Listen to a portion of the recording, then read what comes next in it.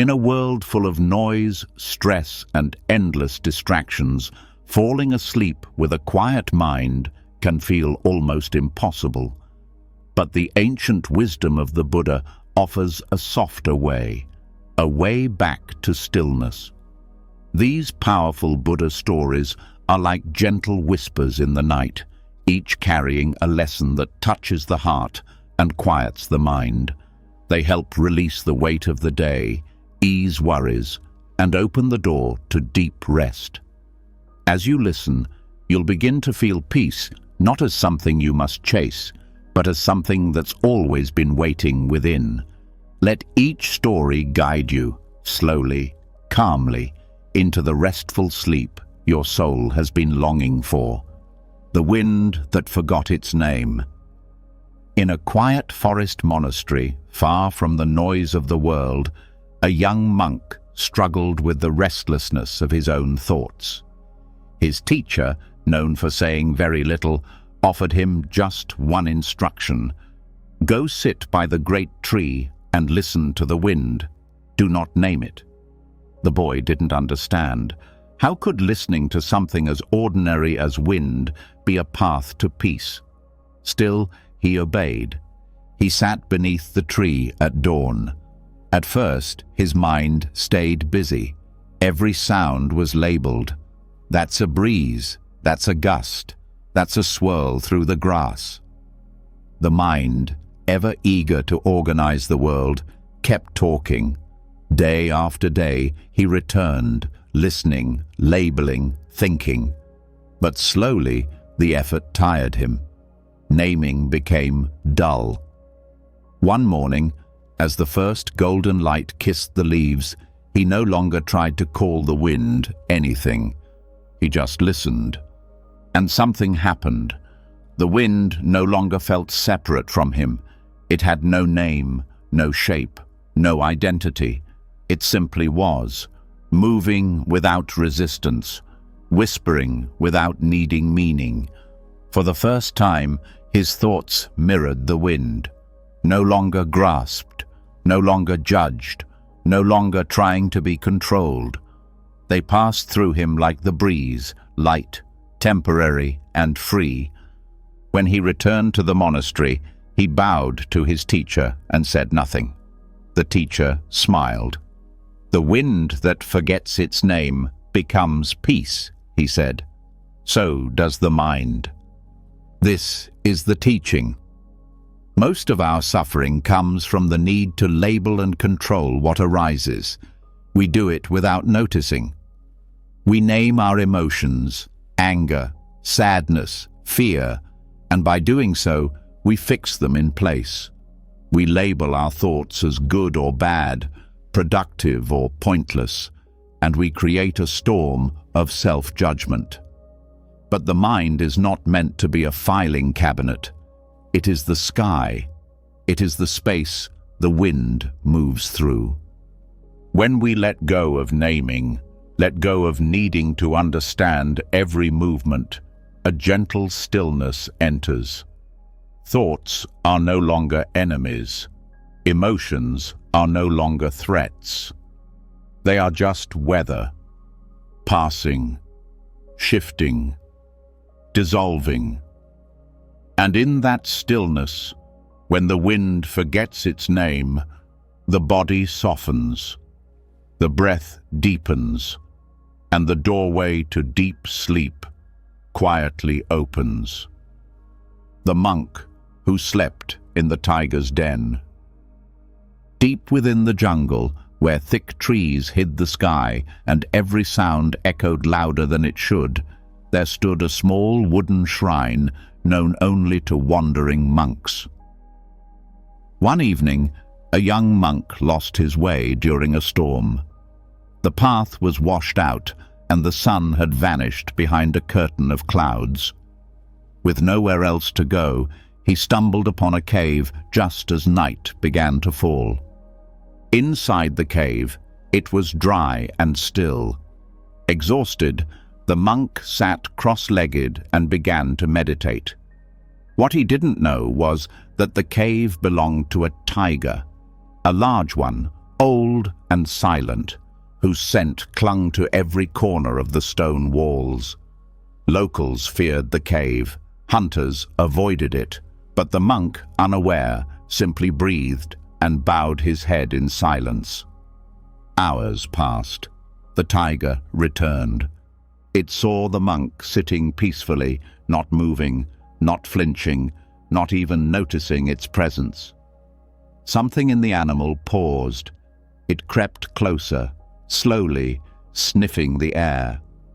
The monk's eyes remained closed, his breathing soft, steady. He had made peace with whatever was to come, whether sleep or death. The tiger did not attack. It sat at the edge of the cave and watched him until dawn. When the monk finally opened his eyes to a gentle pink sky, the tiger was gone. Only its paw prints remained in the dirt beside him. When the monk told his teacher what had happened, the old master only nodded. "A mind free of fear invites no enemy," he said. "Even the wild respects stillness." This story teaches that fear is often louder than danger. The tiger was real, but the monk's calm was deeper. He did not fight the night. He did not resist the storm. He simply let go of control and trusted the present moment. And in doing so, he became untouchable. We spend our nights wrestling with imagined tigers, regrets, anxiety, loneliness. But like the monk, we can learn to sit quietly in the cave, unshaken by shadows. The world may growl outside, but stillness disarms what noise cannot. Fear comes from wanting to escape. Peace comes from surrendering to what is. Sometimes the only way to survive the jungle is to sleep in its heart and trust that your stillness will speak louder than your fear.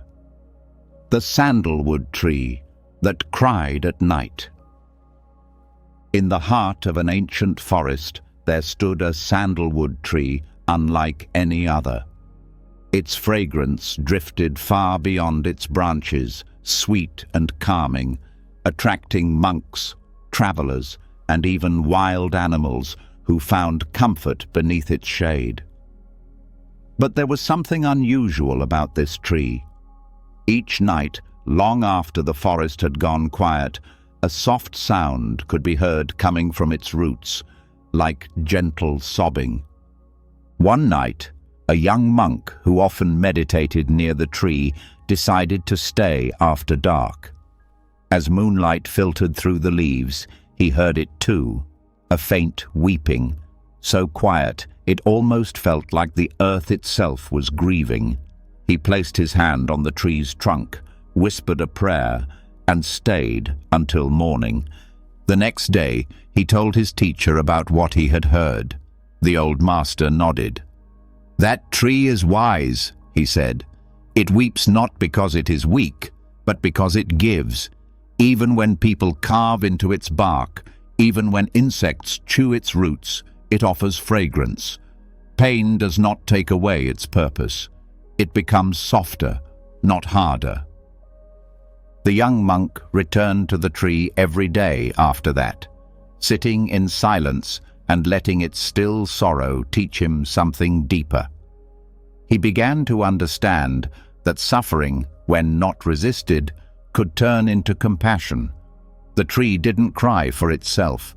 It cried for the world, and yet gave itself to it anyway. Not with bitterness, but with grace. In time, the monk noticed something strange. The more he sat with the tree, the quieter its sobs became. Not because the tree had changed, but because the monk's heart had. He no longer feared sadness. He no longer ran from his own pain. Like the tree, he had begun to give without holding back, love without guarding, and soften without breaking. This story reminds us that softness is not weakness. that sorrow does not need to be hidden to be holy. There is a strength in those who continue to give, even when they are wounded. There is peace in accepting that pain and beauty often grow from the same root.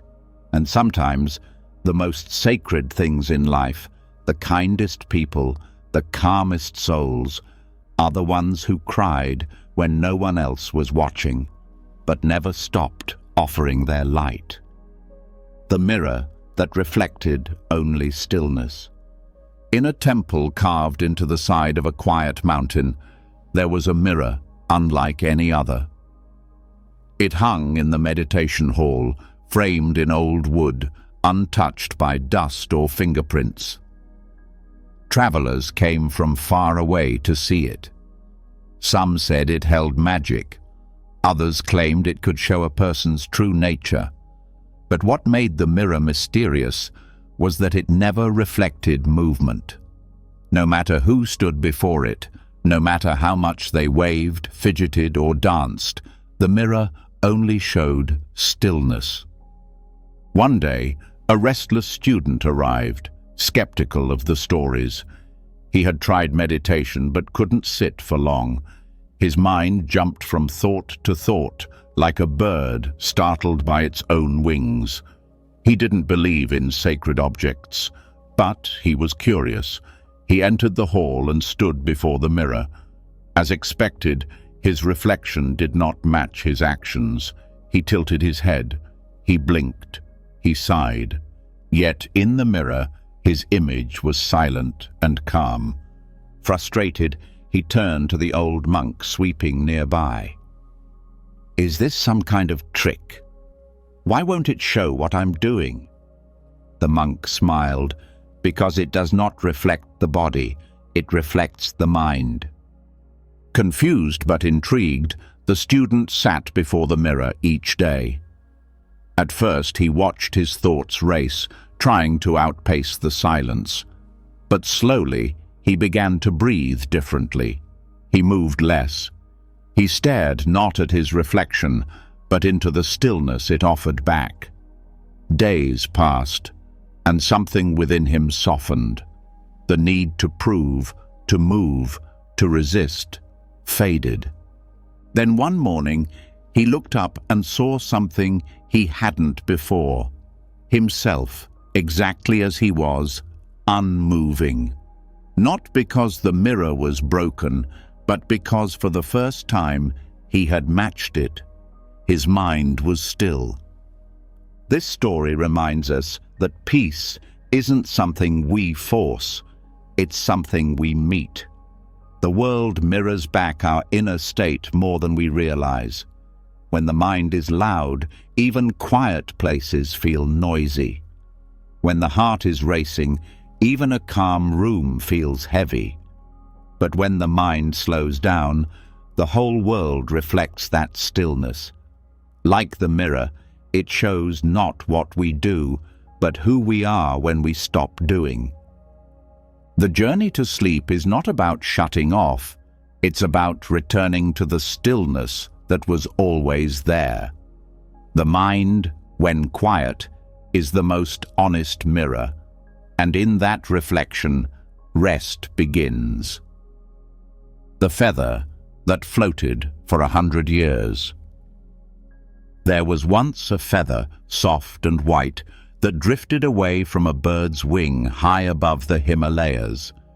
It was carried by the wind, untouched by the ground, moving gently through seasons, storms, and time. Monks in the mountains would sometimes catch a glimpse of it passing quietly through the air, never landing, never resting. No one knew where it had come from. No one knew where it was going. Some said it was from a mythical bird that lived at the edge of the sky. Others believed it was a sign from the heavens, too light to fall, too still to be blown away completely. But there was one old monk who understood its message better than anyone. He sat beneath a tree each day and watched the feather pass overhead. When a younger monk asked what he saw in it, the elder replied, It is the perfect student of the way. It holds on to nothing. It touches nothing. It is not trying to get anywhere. That is why it never falls. The young monk asked, "But doesn't it get tired, never landing?" The master shook his head gently. "Only those who cling become tired. The feather trusts the wind. It is carried, not dragged." As the years passed, generations of monks came and went, and still the feather floated, visible only to those who truly watched. It became a symbol, not of movement, but of surrender, not of escape, but of freedom. It did not resist direction. It did not demand to know where it was headed. And in that surrender, it remained untouched by the dust of the world. This story whispers something rare in a world that demands control. It teaches that we don't always need to hold, grasp, or guide. So much effort is spent trying to steer life, protect outcomes, avoid pain. But true peace begins when we become like the feather, light enough to be carried, quiet enough to hear the breeze, brave enough to stop asking where we're going. The mind floats best when it releases its weight. Sleep arrives not when we force it, but when we stop resisting the wind that wants to carry us home. The spider that taught a monk to let go. High in the mountains, where mist hangs low and silence wraps around every stone, a young monk built his hut beside a quiet stream. He had taken a vow of simplicity, living only with what he needed. But over time, his thoughts became tangled. He worried about his progress. He clung to rituals. He feared letting go of control. Though he appeared calm, his heart was tightly woven with invisible threads of attachment. One morning, while sweeping the floor of his hut, he noticed a small spider building a web in the corner. Each day, the spider added more strands, delicate, intricate, carefully placed. The monk began to watch it closely, seeing in its work a kind of devotion. But one afternoon, a strong breeze blew through the open window.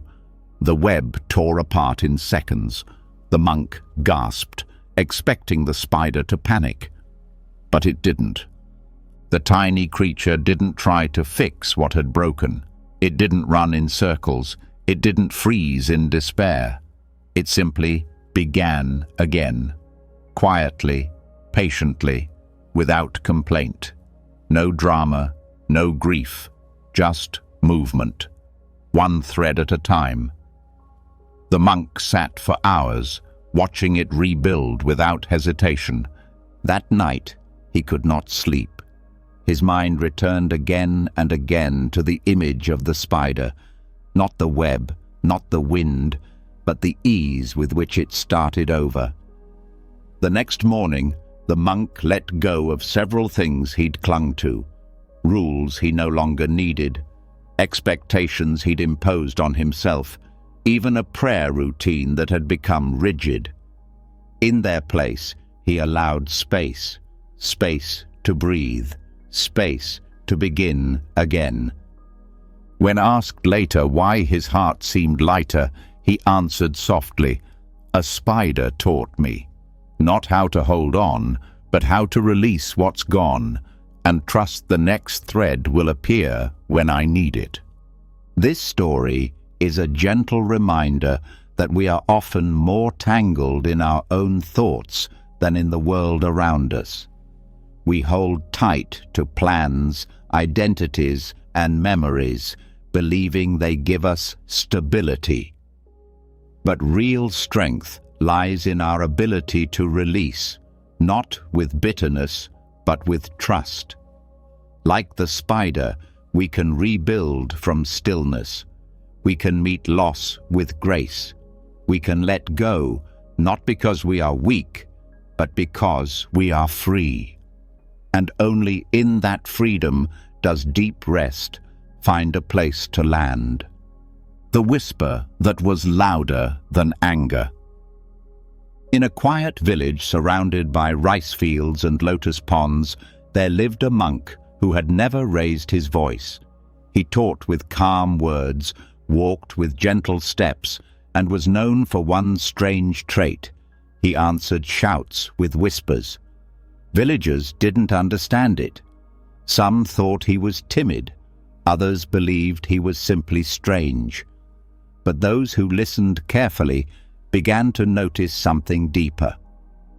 One day, a traveler from a far-off land came to the village, angry and impatient. He stormed into the temple, demanding answers, shouting about life's unfairness and the silence of the gods.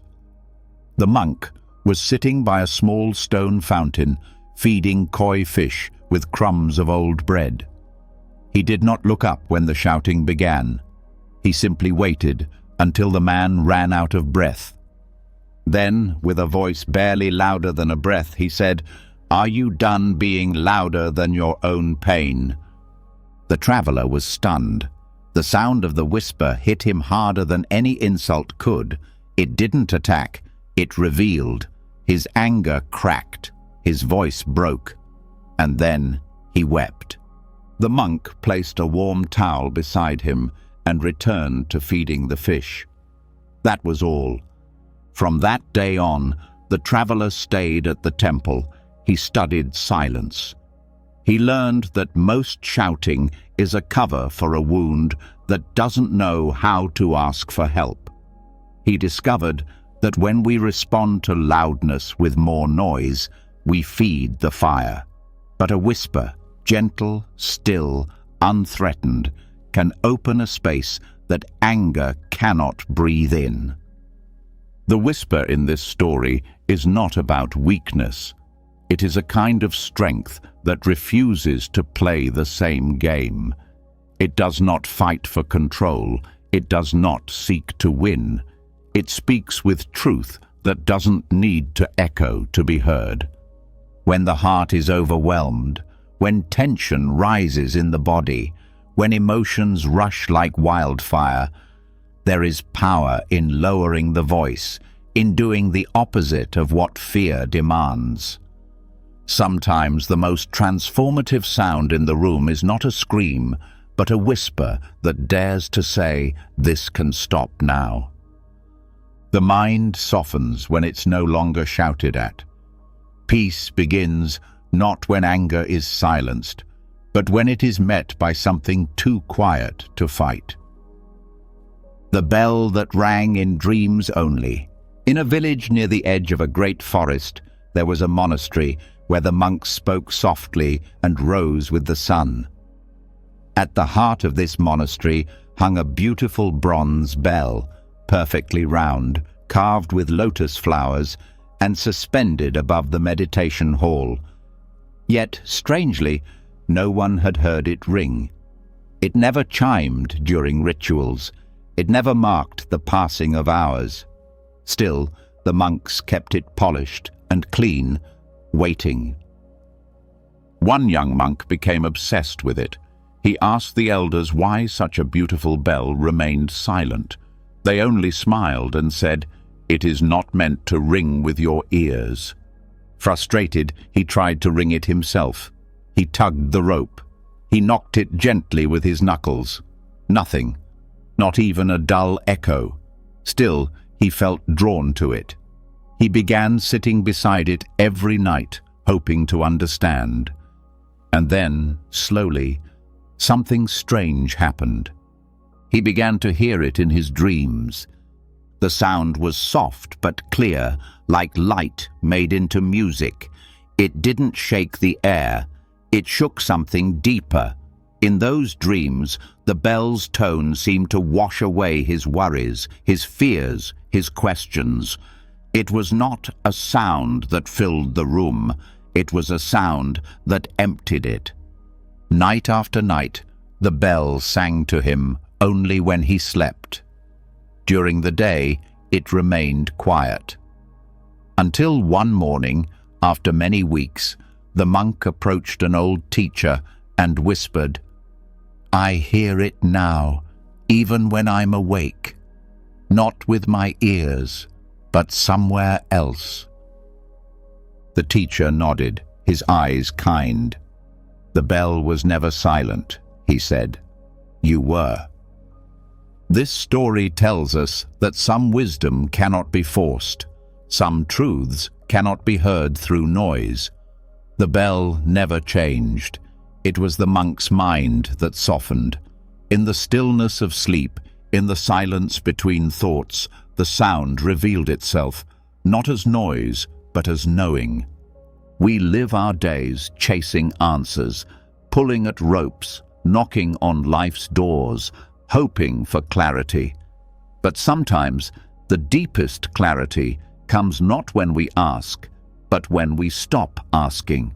Not when we push, but when we rest. There are bells within us that do not ring until we sleep. Not because they are broken, but because peace has always been a sound that dreams understand first. The door that opened to emptiness. At the edge of a mountain monastery, there was a door unlike any other. It stood alone, not attached to a wall or building, just a tall wooden frame in the middle of an open field. It had no lock, no hinges, and no inscription. Yet every evening, one of the senior monks would walk to this door, bow gently, and step through it as if entering a sacred temple. Then he would sit on the grass beyond it and meditate until sunrise. One curious novice watched this for weeks. His questions built up like thunder in his chest. One evening, he couldn't hold back. As the older monk approached the strange door again, the young monk stepped forward and asked, "Why do you treat this empty door as though it leads somewhere?" The elder smiled. "Because it does." "But it opens to nothing," the novice said. "There's no room, no path, no destination." "That's where peace lives," the monk replied, "in the place that holds nothing and expects nothing." He stepped through the frame, sat on the other side, and closed his eyes. The young monk hesitated. Then slowly he followed. The moment he stepped through, something subtle changed. The field felt quieter. The sky looked softer. His breath slowed without trying. He couldn't explain it, but the act of walking through the door felt like letting go, like dropping a weight he didn't know he was carrying. He returned every night after that. This story offers something rare, an invitation to enter not a place, but a state. We spend our lives walking through doors that promise more success, more noise, more identity. But the door to emptiness offers something different. It doesn't add, it subtracts. It strips away names, roles, plans, memories. It leads not into a new room, but into stillness. In Buddhist teaching, emptiness is not a void of despair, it is space, spaciousness, the openness in which all peace is possible. It is where the self can loosen its grip, where the need to be something fades, where rest finally has room to arrive. When the body is tense and the mind is full, try walking through a different kind of door, the one that leads nowhere. Nowhere but here, nowhere but quiet, nowhere but home. The cloud that learned to stay. Far above the land, where the wind plays and the sky stretches without end, there lived a single white cloud. It was soft, light, and always drifting, pushed from mountain to valley, from desert to sea. The cloud never stayed in one place for long. It believed that movement was its nature, that stillness meant disappearing. But deep inside, it longed to rest. One day, the cloud passed over a remote monastery perched on a high ridge. Below, a monk sat in meditation, unmoving, eyes half closed, breath steady as stone. The cloud paused overhead, curious. Why wasn't this monk doing anything? Why wasn't he chasing the wind like the world always seemed to? For the first time, the cloud hesitated. It hovered above the temple, watching. The sky around it began to shift from bright to soft gold, then faded into dusk. The monks below didn't move quickly. They walked slowly, bowed gently, spoke only when needed. Their entire rhythm echoed stillness. The cloud, though light and full of motion, began to feel something heavy. A pull, not downward, but inward. It realized that all its drifting had never brought it peace. It had avoided storms, escaped heat, and outrun shadows. But it had never stopped long enough to simply be. So it stayed, not forever, but for longer than any other time before. And in that stillness, something remarkable happened. The cloud no longer felt like a visitor. It became part of the sky. The wind still passed through it, but it didn't push it anymore. Birds flew by, the sun rose and set. But the cloud wasn't running. It had learned how to remain. The monks noticed. "It has chosen to rest," one of them said, smiling. "Even the sky teaches us." This story whispers to the part of us that always runs, the thoughts that chase comfort, the mind that never settles. We're taught to move, to search, to fix, to figure out. But like the cloud, we can forget that staying is also sacred. That presence isn't stillness forced, it's stillness discovered. Peace doesn't require retreating from the sky of life. It asks only that we stop floating from thought to thought and allow ourselves to rest, fully, honestly, gently. The cloud did not lose itself by staying. It found the sky had always been waiting to hold it, just like sleep waits to hold us, if only we learn to stay. The bamboo grove that never moved. In a valley hidden by mist and time, there grew a bamboo grove so still that even the wind bowed as it passed. Unlike other groves that danced with the breeze, this one never swayed, never rustled, never shifted. Travelers who passed by would stop and stare, confused by the unnatural stillness. Birds did not nest in its branches. Leaves never dropped. Yet the bamboo remained green, alive, and strong. One day, a wandering monk arrived and heard stories of the unmoving grove. Intrigued, he sat at its edge for 7 days, watching. Rain came, sun blazed, wind howled, but the grove stood like stone, elegant, rooted, untouched. On the 8th day, the monk entered the grove, walking slowly between the stalks. He placed his hand on one of them. It was warm, pulsing faintly, like a living being in deep meditation. He sat beneath the tallest stalk and closed his eyes. In that stillness, something inside him cracked. He realized how much he had moved in life, not just in body, but in thought, in worry, in restlessness, always chasing, always avoiding, always adjusting to things outside of him. But the grove had not moved for 100 years, and it was still here, whole, unbothered. When he returned to the temple, he shared his experience. "The world bends to wind," he said, But not everything must bend. Some peace comes not from yielding, but from standing still. The lesson of the bamboo that never moved is not about resistance or pride. It's about unwavering presence.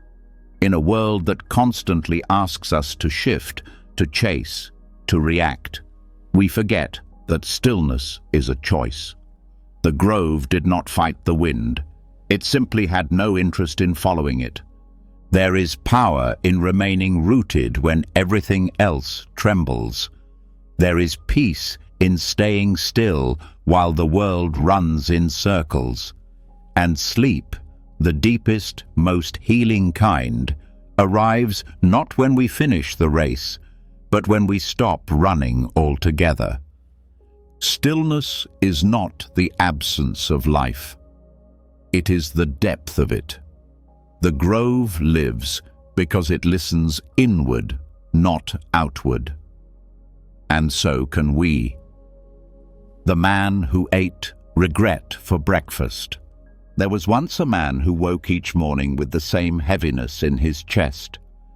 Before his eyes had fully opened, regret would creep in like a shadow under the door.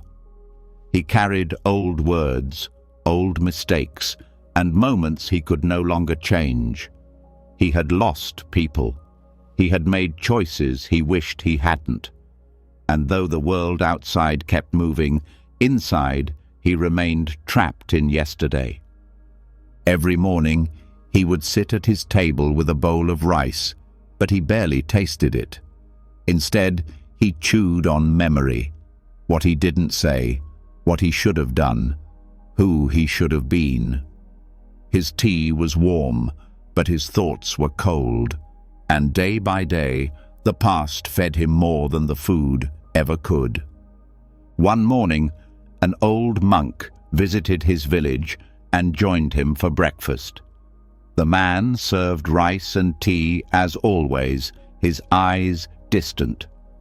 The monk watched him eat, not the rice, but the regret. After a few minutes, the monk spoke softly.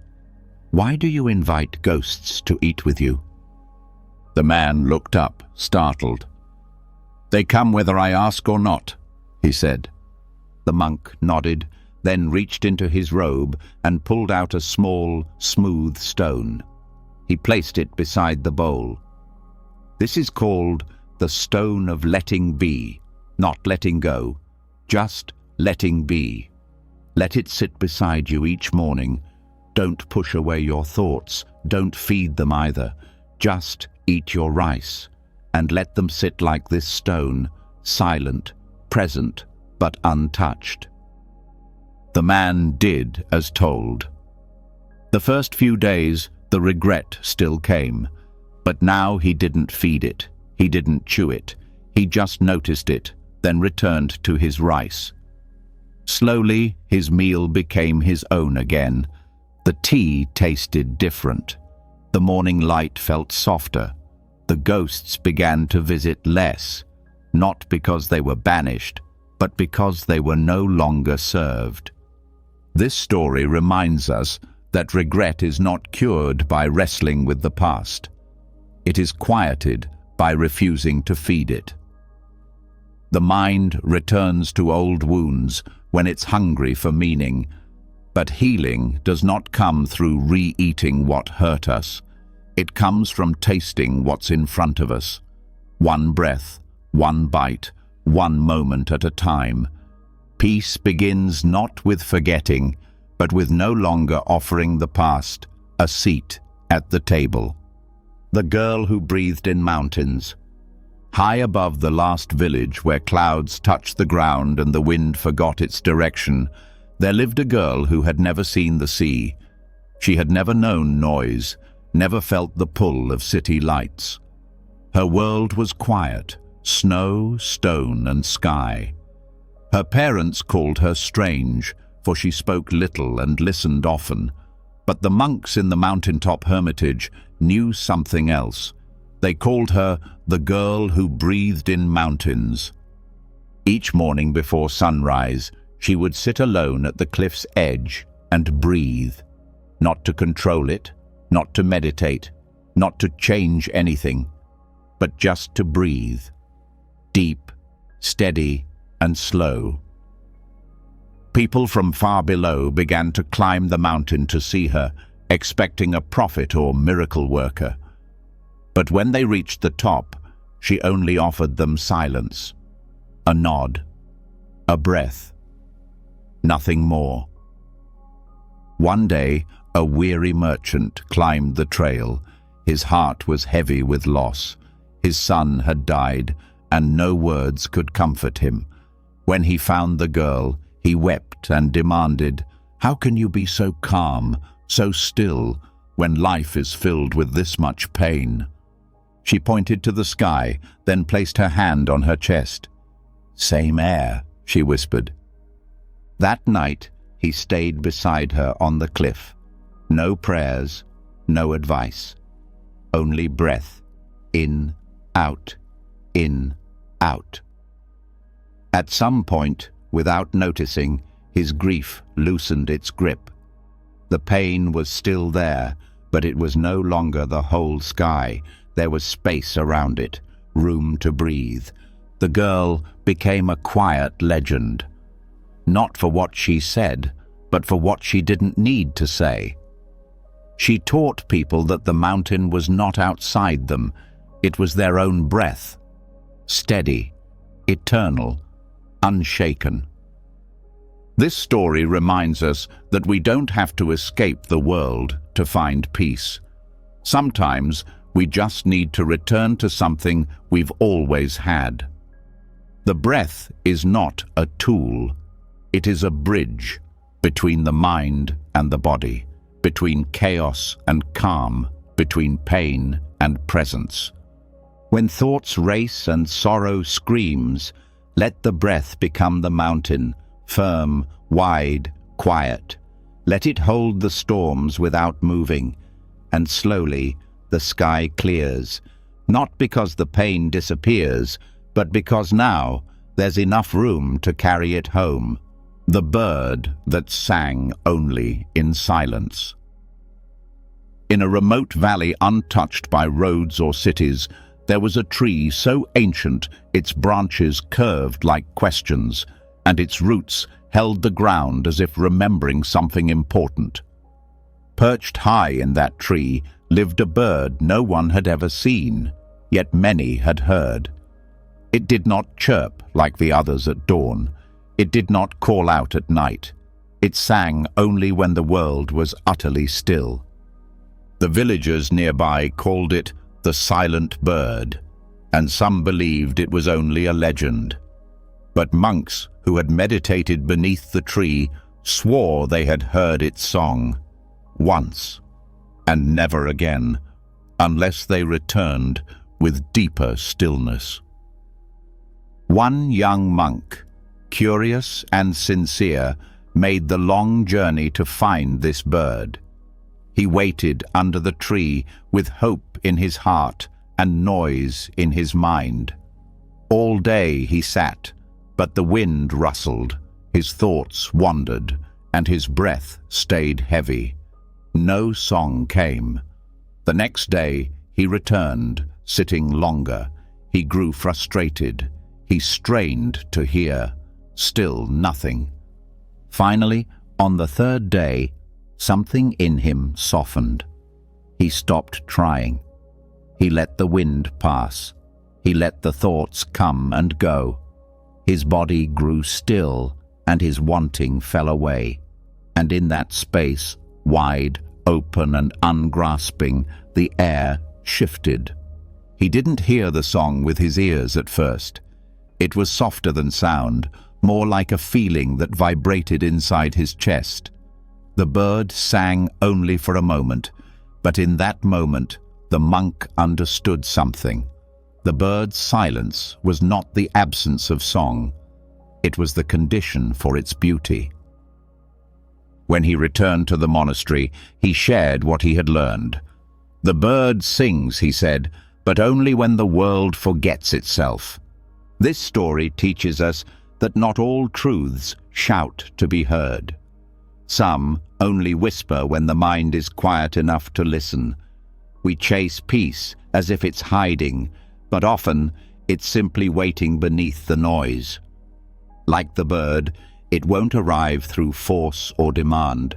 It comes when we stop seeking, when we sit long enough to stop needing. Silence is not emptiness. It is the doorway to presence. And in that presence, a song begins. Not loud, not long, but enough to carry us gently into rest. Just like sleep, it does not arrive when called, but only when the mind finally grows still. The breath that healed 1,000 sorrows. Long ago, in a village shadowed by grief, a terrible illness had swept through, taking with it mothers, sons, and fathers. The people were kind, but their eyes had grown dim with mourning. Laughter was something remembered, not heard. Prayer had become mechanical. Life continued, but it no longer lived. One day, an old monk arrived carrying no bag, no scrolls, no medicines. He sat under the village's banyan tree and closed his eyes. That was all. No chants, no teachings, just silence and breath. In, out, deep, steady, gentle. At first, the villagers watched him with suspicion, but as days passed, something about his stillness began to draw them closer. A widow sat beside him one morning, not to learn, but to rest. She didn't know why, but when she matched his breath, her chest felt less tight. Her tears didn't stop, but they flowed with less resistance.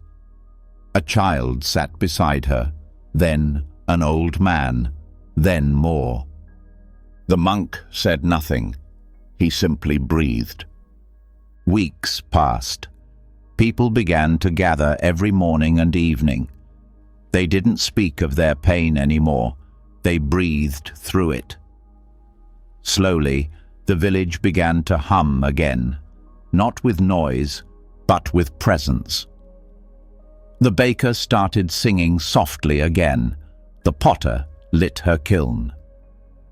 A boy flew a kite for the first time in months. One night, a young man finally asked, "Why is this breath healing us?" The monk opened his eyes and said, "Because sorrow clings to what has passed. Breath lives only in what is. Where there is breath, there is now, and now is where healing begins." He left the next morning, vanishing into the fog. This story lives on because it teaches what is too easily forgotten.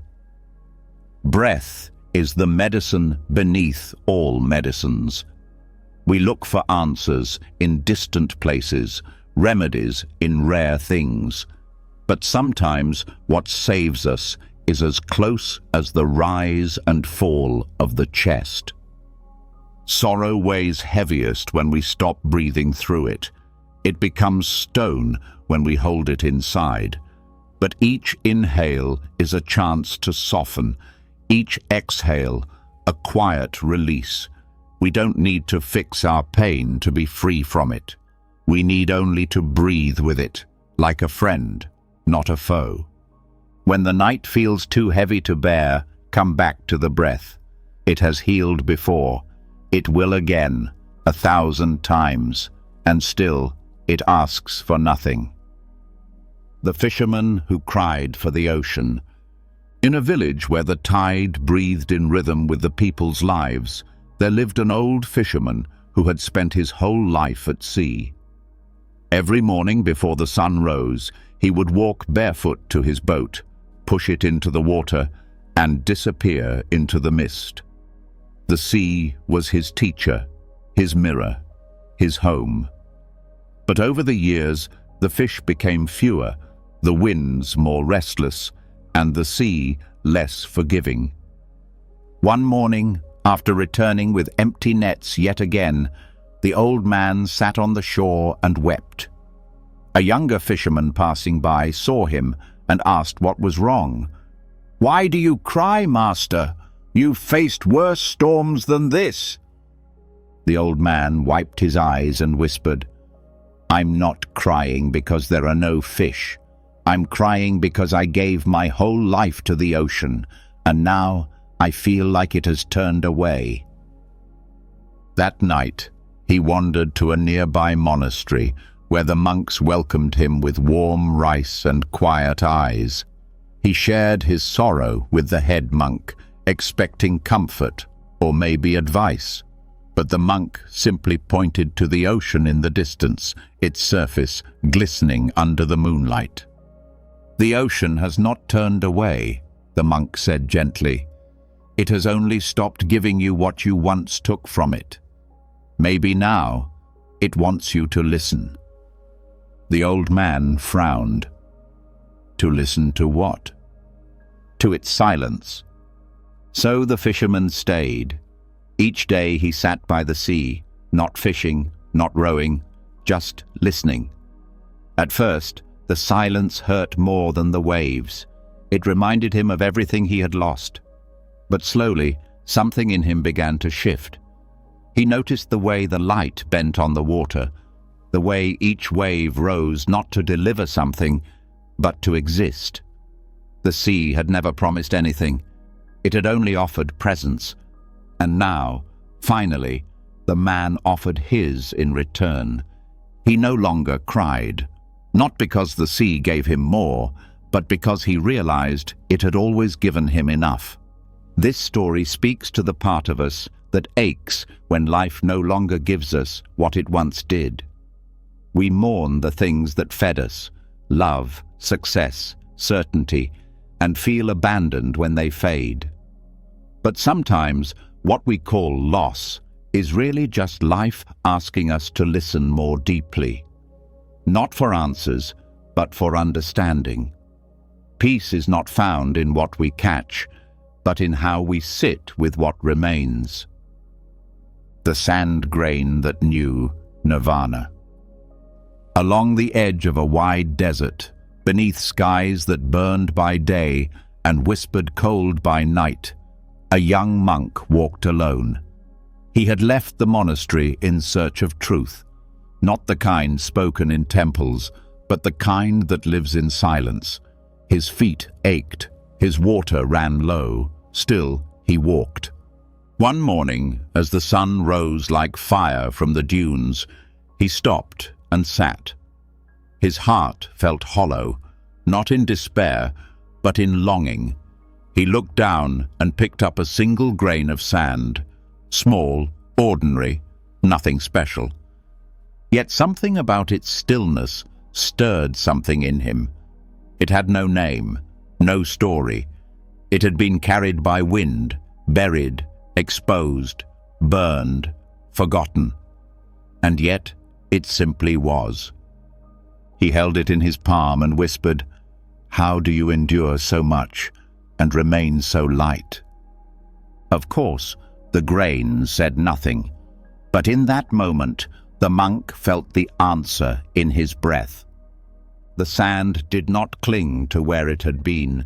It did not mourn what it had lost. It did not ask to be more than it was.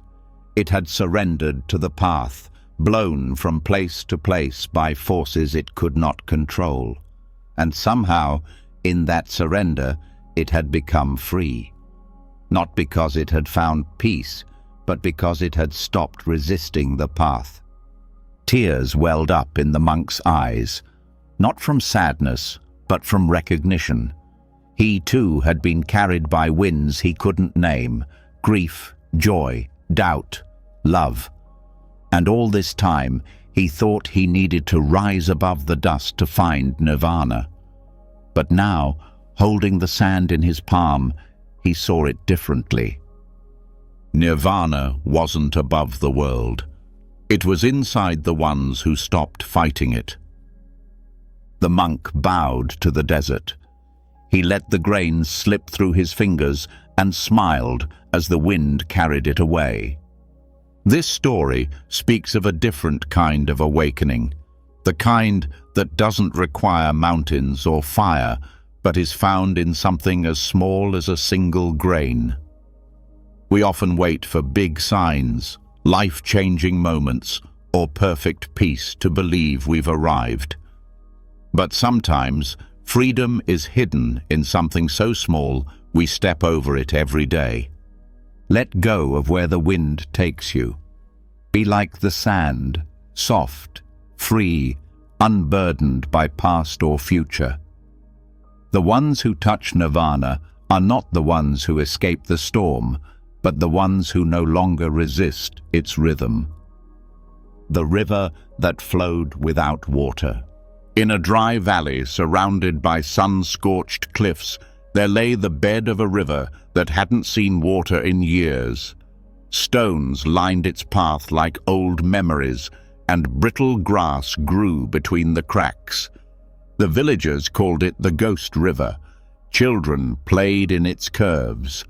Travelers walked along it, never knowing what it once carried. But an old monk visited often, not to mourn what was gone, but to sit quietly beside it.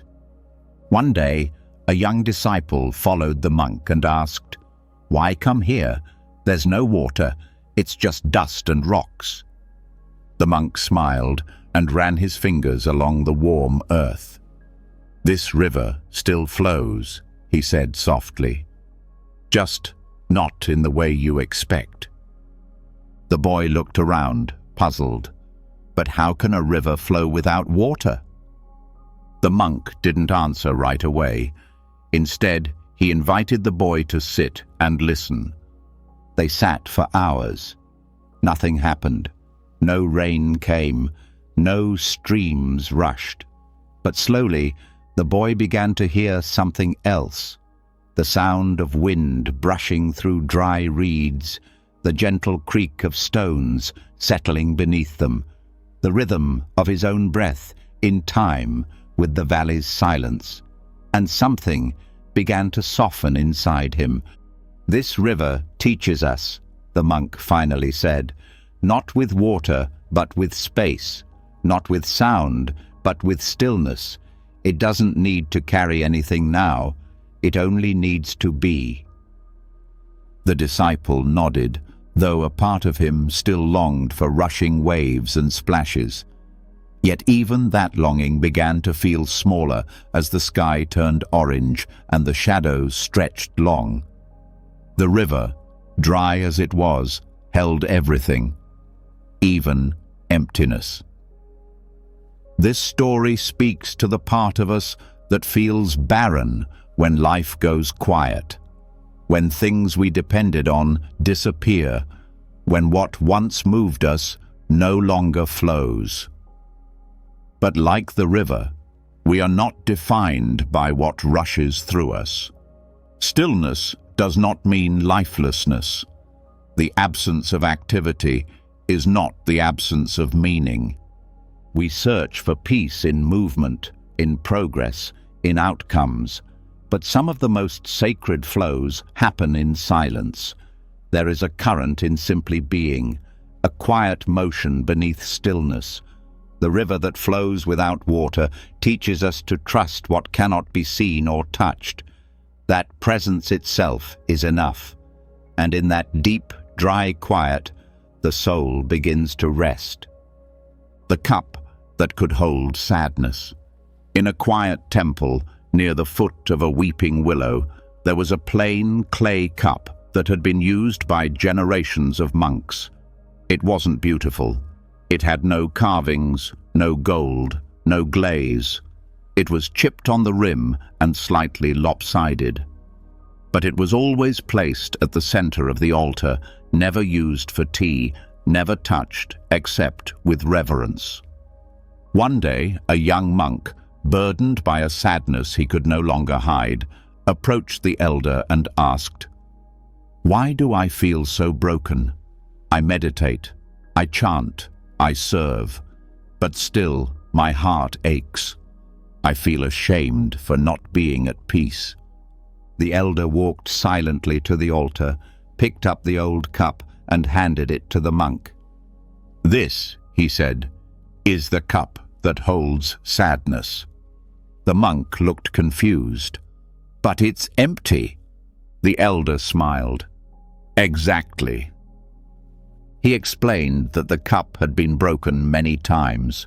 It had held the tears of monks in grief, the silence of those in despair, the breath of those lost in longing. And yet it always returned to stillness. It had no fear of what it might be asked to hold. It never overflowed because it did not resist. The young monk sat with the cup for hours, holding it in his lap. He didn't try to be strong. He didn't try to feel better. He just let his sadness fill the space between breaths. And the more he allowed it, the less heavy it became. Not because the sadness vanished, but because it finally had somewhere to be. From that day forward, he began to treat his heart like that cup.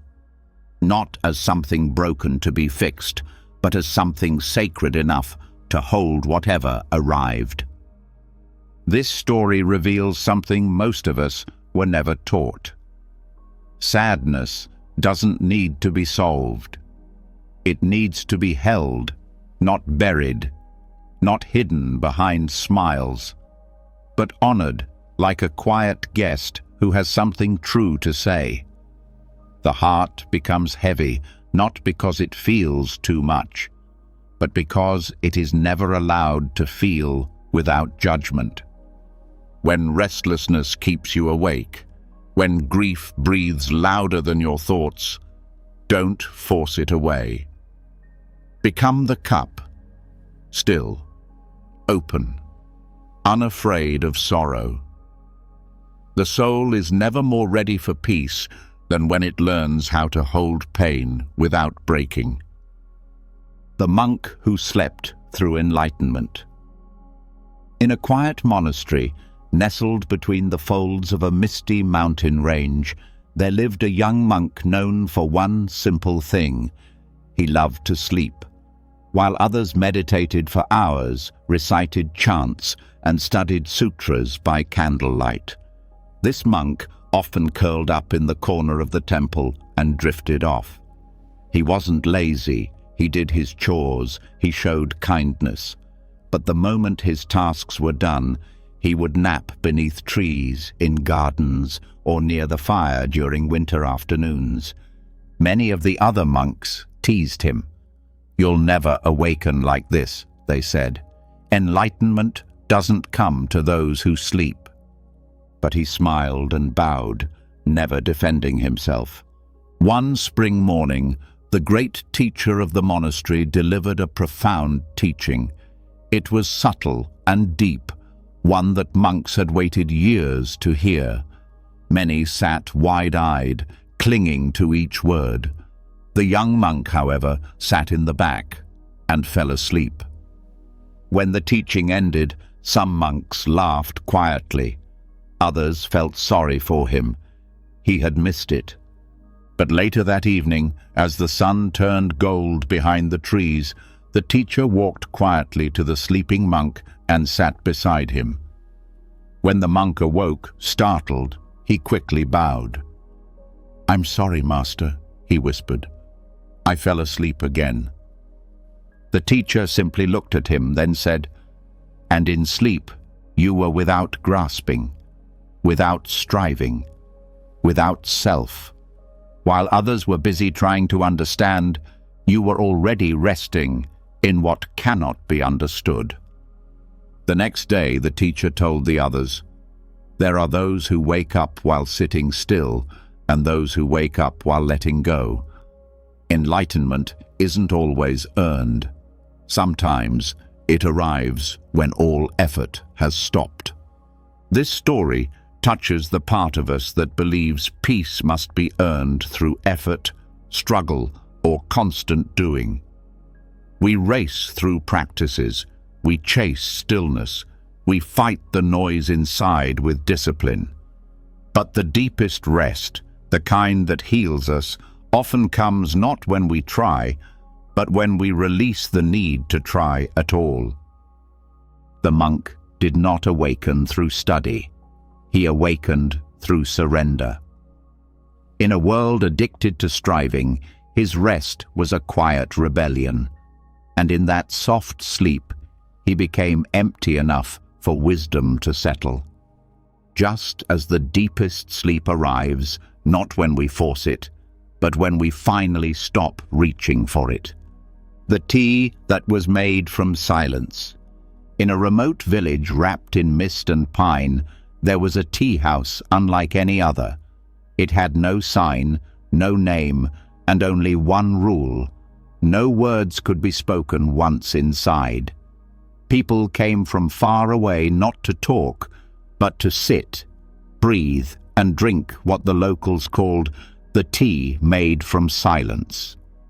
The tea had no rare ingredients, no secret herbs, just hot water, loose leaves, and a stillness that lingered long after the last sip. One afternoon, a scholar visited the tea house. He had spent his life gathering knowledge, reading sutras, debating the Dharma with great teachers. He believed he knew everything about stillness. But his heart remained unsettled, his thoughts crowded. So, when he heard whispers of the silent tea, curiosity led him to the mountains. He entered the tea house with the confidence of a man used to answers. The server, an elderly woman with eyes like polished stone, bowed and brought him a small ceramic cup. No words, no explanation. He waited, expecting a ceremony, perhaps a story or a lesson. None came. So he drank. It was just tea, no spice, no surprise. But something strange began to unfold. In the absence of conversation, he noticed his breath for the first time in days. The steam curled into the air like a prayer. The warmth of the cup seeped into his fingers. The silence was not empty. It was full. Every moment spoke. By the time he finished, tears had begun to gather in his eyes, not from sadness, but from a kind of remembering. Something he'd forgotten in all his years of speaking, a kind of truth that only silence knows. He bowed deeply to the server, who only smiled. This story pours gently into the heart. Not all wisdom is taught with words. Some truths steep quietly in the space between them. The tea made from silence is not about the drink. It's about what happens when we stop filling the cup with noise, when we let the present moment steep long enough to taste. In silence, the mind softens. The heart exhales. The body remembers how to rest.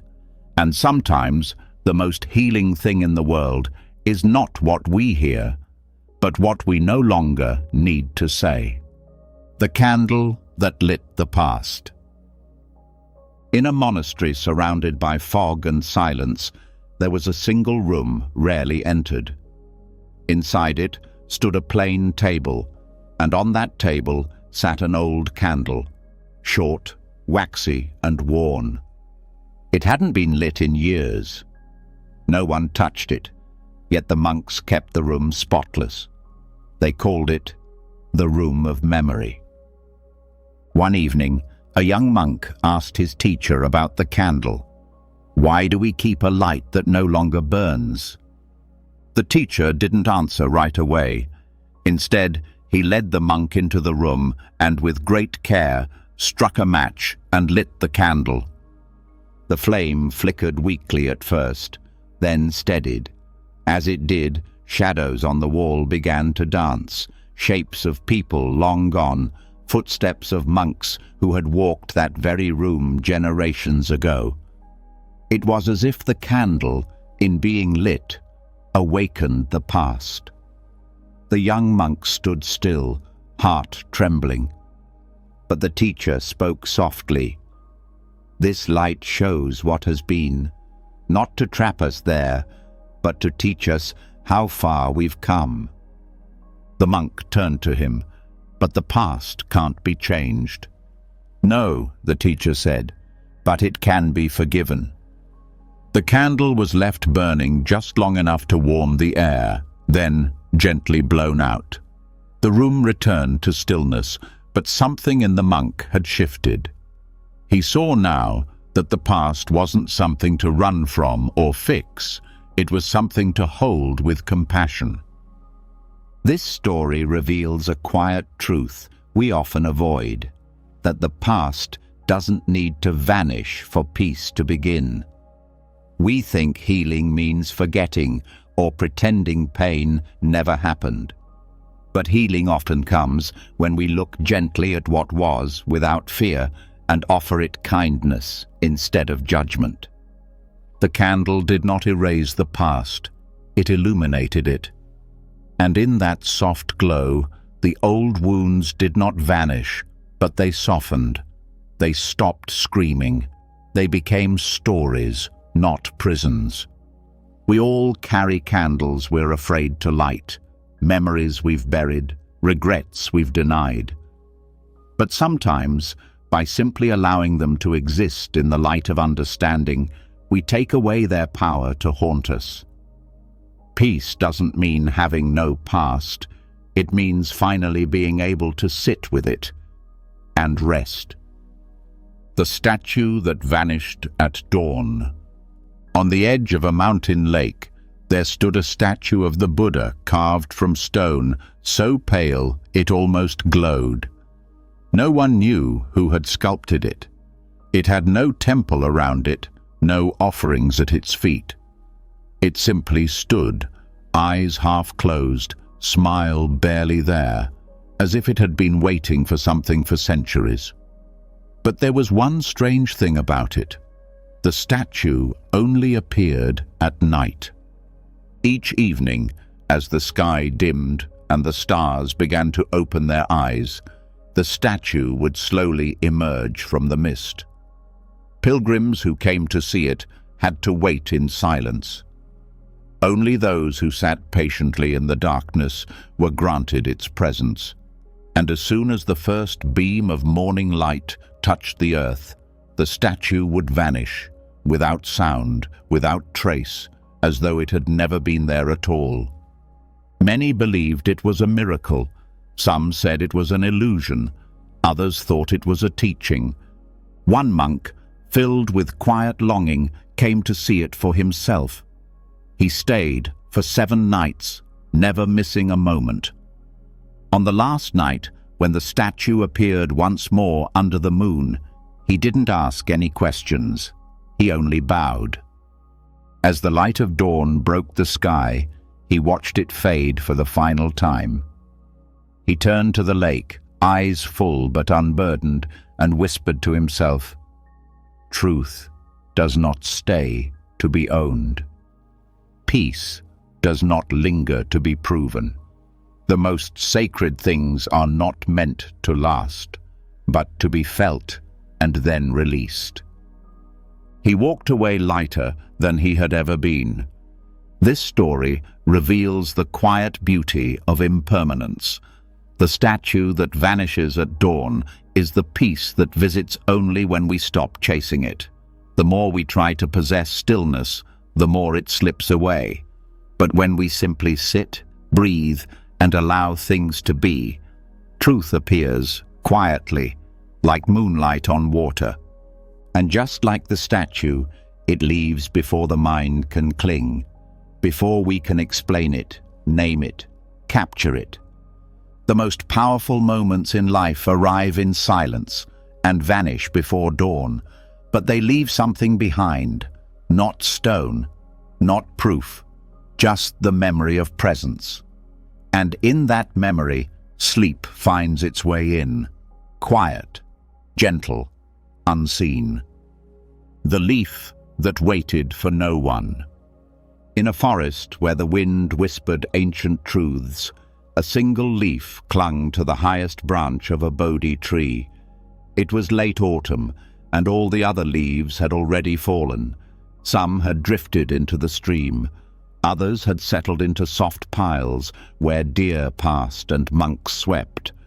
But this one leaf remained, bright, golden, trembling gently in the breeze. A young monk noticed it each morning as he swept the path to the temple. He began to grow fond of the leaf, watching it sway day after day. "It's waiting," he told himself. "Maybe it wants the perfect moment, a gentle wind, a soft landing." Each morning he expected to find it gone, and each morning it remained. Then, one night, a storm rolled through the valley, wild, sudden, and full of noise. Trees bent, branches cracked, and rain pounded the earth. The monk rushed outside at dawn, heart heavy. Surely the leaf was gone. But when he looked up, he gasped. The leaf had fallen.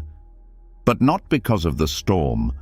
There had been no tearing, no resistance, no drama. It had simply let go, on its own terms, in its own time. It now lay peacefully on the ground, untouched by wind or rain, as if it had waited not for permission, but for readiness. The monk knelt beside it, feeling something shift within him. So much of his life had been spent waiting for answers, for clarity, for the right time to let go of certain thoughts, fears, and memories. But the leaf taught him what no words could. Letting go is not about being forced. It's about no longer needing to hold on. This story speaks to the quiet power of natural release. We hold tight to emotions, relationships, identities, not always because they serve us, but because we're waiting for closure, for someone to tell us it's okay, for the perfect moment. But peace doesn't come from waiting. It comes when the holding no longer feels necessary. The leaf didn't fall in fear, it fell in freedom. It didn't wait for applause, it waited for truth. And when it came, it let go, without hesitation, without regret. Just like we all can when we stop asking the world for permission to be free. The temple that refused to echo. In a forest thick with moss and stories, there stood a temple unlike any other. Its walls were smooth stone, its ceilings high and curved, its floors swept clean by wind alone. But what made this temple strange was what it didn't do. No matter how loud a voice was raised inside, no sound would echo. Chanting faded instantly, shouts fell flat, even footsteps dissolved, as if the air itself swallowed them whole. Monks who lived there took great care never to disturb its stillness. They said the temple had chosen silence, that it did not reflect noise back because it had listened too deeply for too long to suffering. People traveled from far-off lands to test it. Some clapped their hands, some cried out in frustration, others whispered secrets. But the temple never responded. It gave no echo, no answer, no validation. One day, a wandering monk with a troubled heart arrived.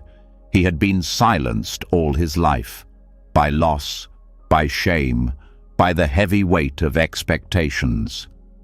When he entered the temple, he expected to feel more alone, but something inside him softened instead. He sat in the center of the temple and whispered, "Does it matter if no one hears me?" The silence embraced his words, like a mother wrapping a child in a blanket. He began to return each day, not to speak, but to be unspoken. The temple didn't reflect his pain, and for the first time, that felt like peace. It didn't bounce his thoughts back to him. It didn't make his voice more important than his breath. It simply held space. After many weeks, he smiled. "Thank you," he said to the stillness, for not needing to reply. This story holds a quiet wisdom. We live in a world addicted to echo, praise, validation, feedback, noise. We measure ourselves by what returns to us. But not all spaces are meant to echo. Not all pain needs to be heard to be healed. Some temples, like some hearts, offer peace by refusing to shout back. The temple that refused to echo teaches us how to sit with our thoughts without needing them confirmed. It shows us that true rest begins when we stop needing answers. That deep silence is not absence, but presence, a listening so complete it no longer needs to respond. And in that kind of silence, even the loudest mind begins to sleep. The raindrop that remembered. High above the earth, in a heavy cloud drifting over the mountains, lived a single raindrop. It was small, weightless, and surrounded by thousands of others, all waiting to fall. They whispered to one another about rivers they hoped to join, lakes they dreamed of reaching, oceans they longed to remember. But this one raindrop was different. It wasn't rushing to fall. It wasn't dreaming of becoming something else. It simply hung there, quiet, still, watching. The other drops teased it. "Why are you so slow? Don't you want to land? Don't you want to become something greater?" The little drop didn't answer. Instead, it listened, to the wind, to the silence, to a memory deeper than thought.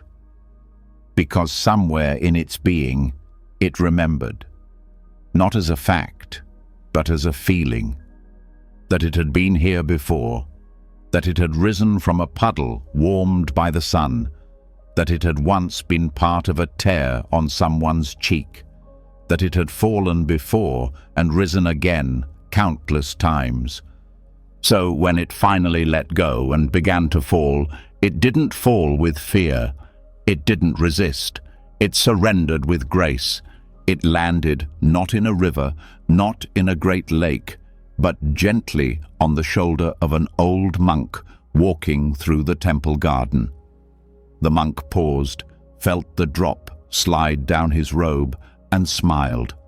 He too remembered. Later that night, as the wind whispered through the trees, the monk told a student, "Even the raindrop knows its journey is not its first, nor its last, but still it falls with love again and again." This story speaks to the timeless part of us that forgets and remembers in the same breath. We think every moment is the first, the only, the most urgent. We rush through life trying to become something bigger, better, finished. But there is wisdom in knowing we've done this before, that falling is not failure, that returning is not starting over. The raindrop didn't fear the fall because it knew it was never lost. It was part of something larger, always, just like us. We are not separate from the flow of life, even when we feel small or unsure or incomplete. Peace comes when we fall without fear, when we land with trust, when we remember that even in stillness we are part of something ancient and kind, the thought that bowed before it spoke. In a quiet monastery where the wind moved more than the people did, there was a ritual taught only to the most patient monks.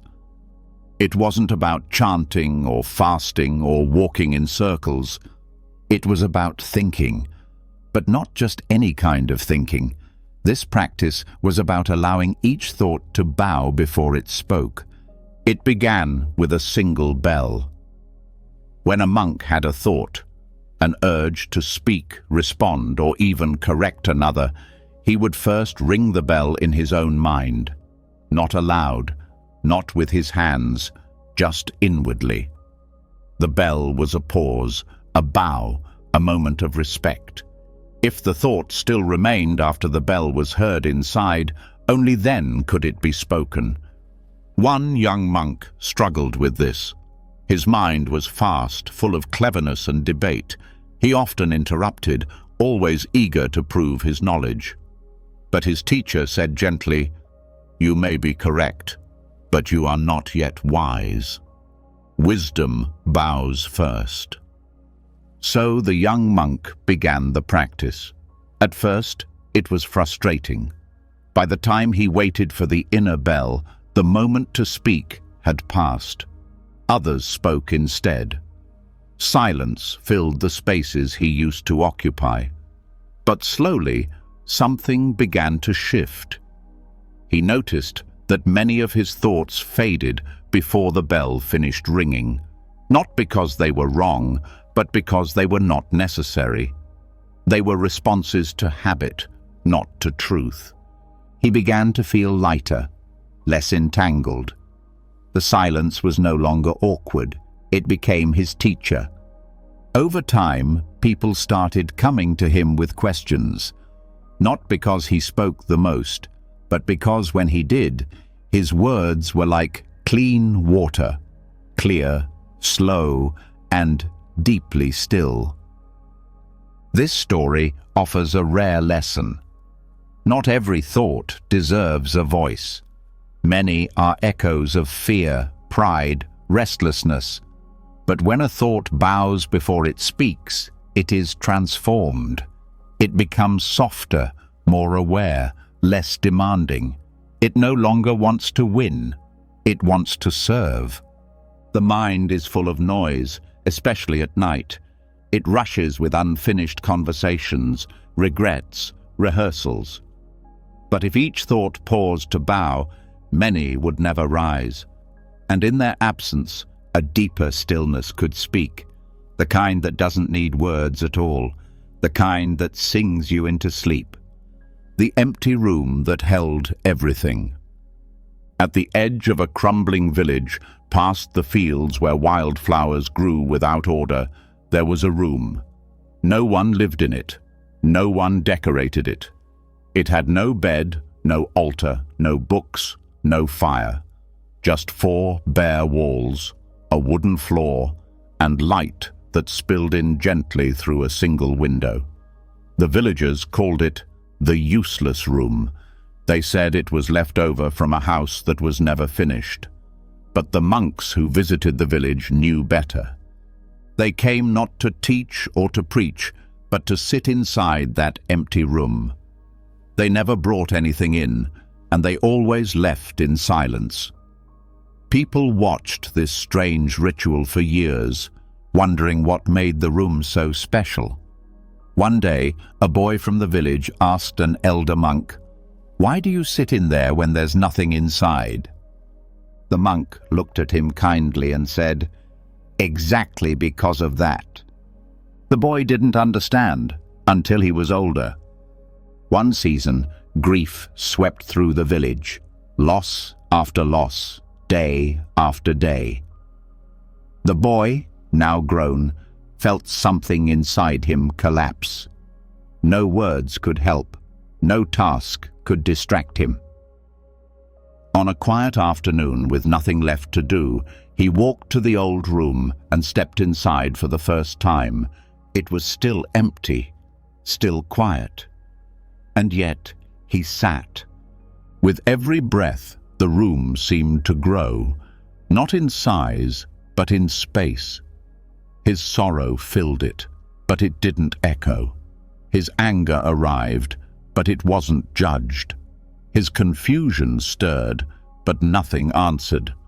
And for the first time in months, he stopped trying to make sense of anything.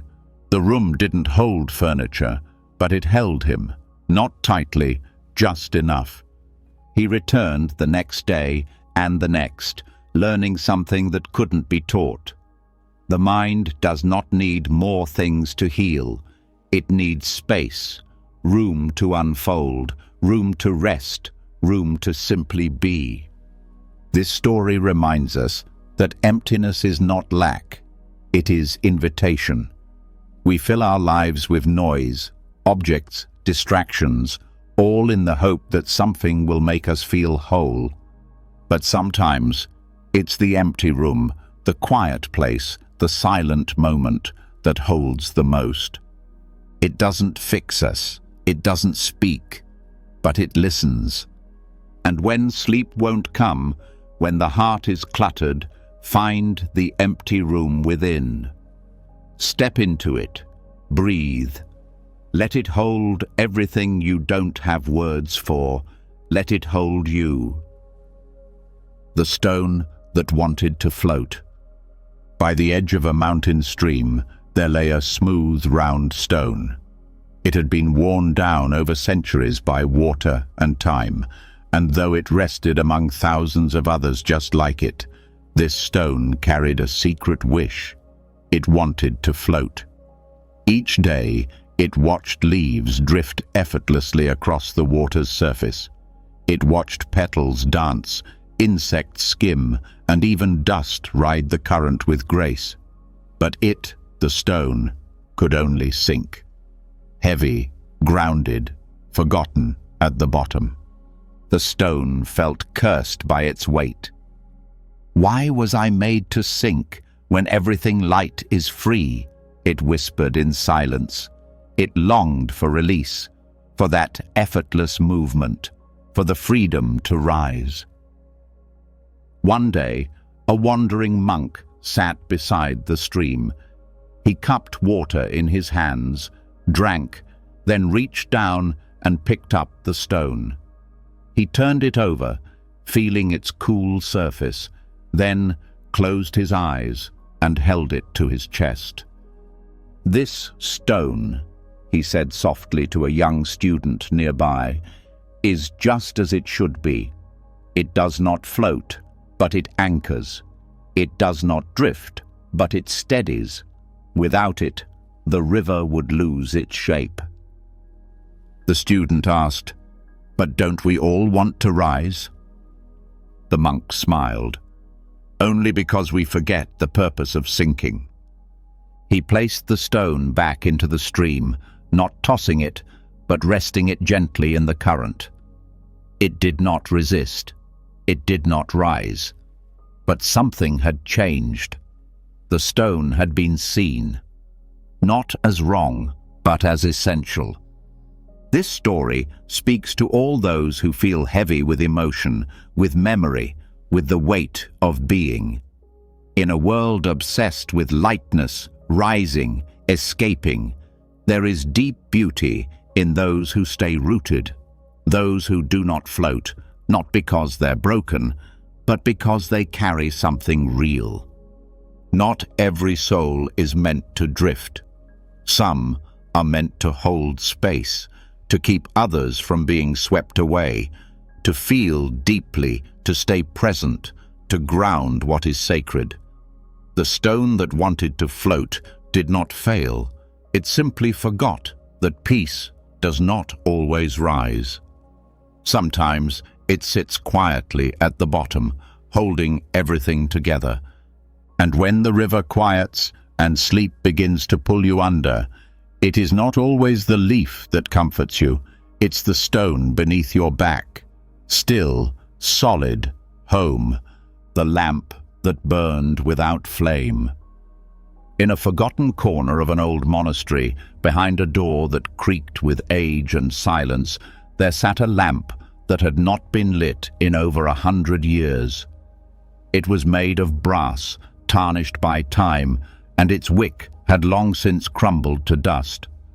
Yet every evening, the hallway it rested in seemed softly lit, glowing somehow, without fire.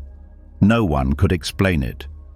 There were no candles nearby, no sunlight reaching in, no hidden oil beneath the basin. And yet, the glow remained. Visitors often passed it without noticing, but one curious novice, new to the monastery and restless in spirit, stopped one night and stared. He couldn't understand how something broken, something empty, could still offer light. He brought the lamp to the old abbot, placing it gently on the floor before him. "This lamp hasn't burned in years," the novice said, "but it still fills the hall with light. How is that possible?" The abbot smiled with the weariness of someone who had lived many lives in silence. He said, "Not all light comes from fire. Some comes from presence. Some comes from peace." The novice furrowed his brow. "But it has nothing inside." "Exactly," the abbot whispered, "and that is why it shines." That night, the novice returned to the hallway. He didn't try to fix the lamp. He simply sat beside it. Hours passed, and his thoughts, usually loud and impatient, began to soften. In the lamp's quiet emptiness, he began to feel a lightness inside himself. Not joy, not clarity, just stillness. It was enough. This story carries a rare and quiet teaching. In a world that chases sparks and flares and flashes, we forget the deeper kind of light, the one that doesn't shout to be seen, the one that burns without heat, without fuel, without needing applause. The lamp that burned without flame had stopped being useful in the traditional sense, but it had become something more. It became presence itself. There are people like that, places like that, even thoughts like that. They do not dazzle, they do not shine with effort. But when you are near them, the air feels softer, the mind feels quieter, the heart feels less afraid. And sometimes, when the mind is dark and sleep feels distant, all it takes is remembering that not all light flickers. Some of it glows without needing to be lit. The silence that carried a message. In a village where bells rang every hour and voices filled every alley, there lived a monk who never spoke. He had arrived one winter without a bag or a name and had taken residence in the old stone tower just beyond the temple. People called him strange. Children dared each other to make him talk. But day after day, he moved through the town like a breeze, gentle, unnoticed, constant. He helped rebuild walls without being asked. He returned stray animals to their homes.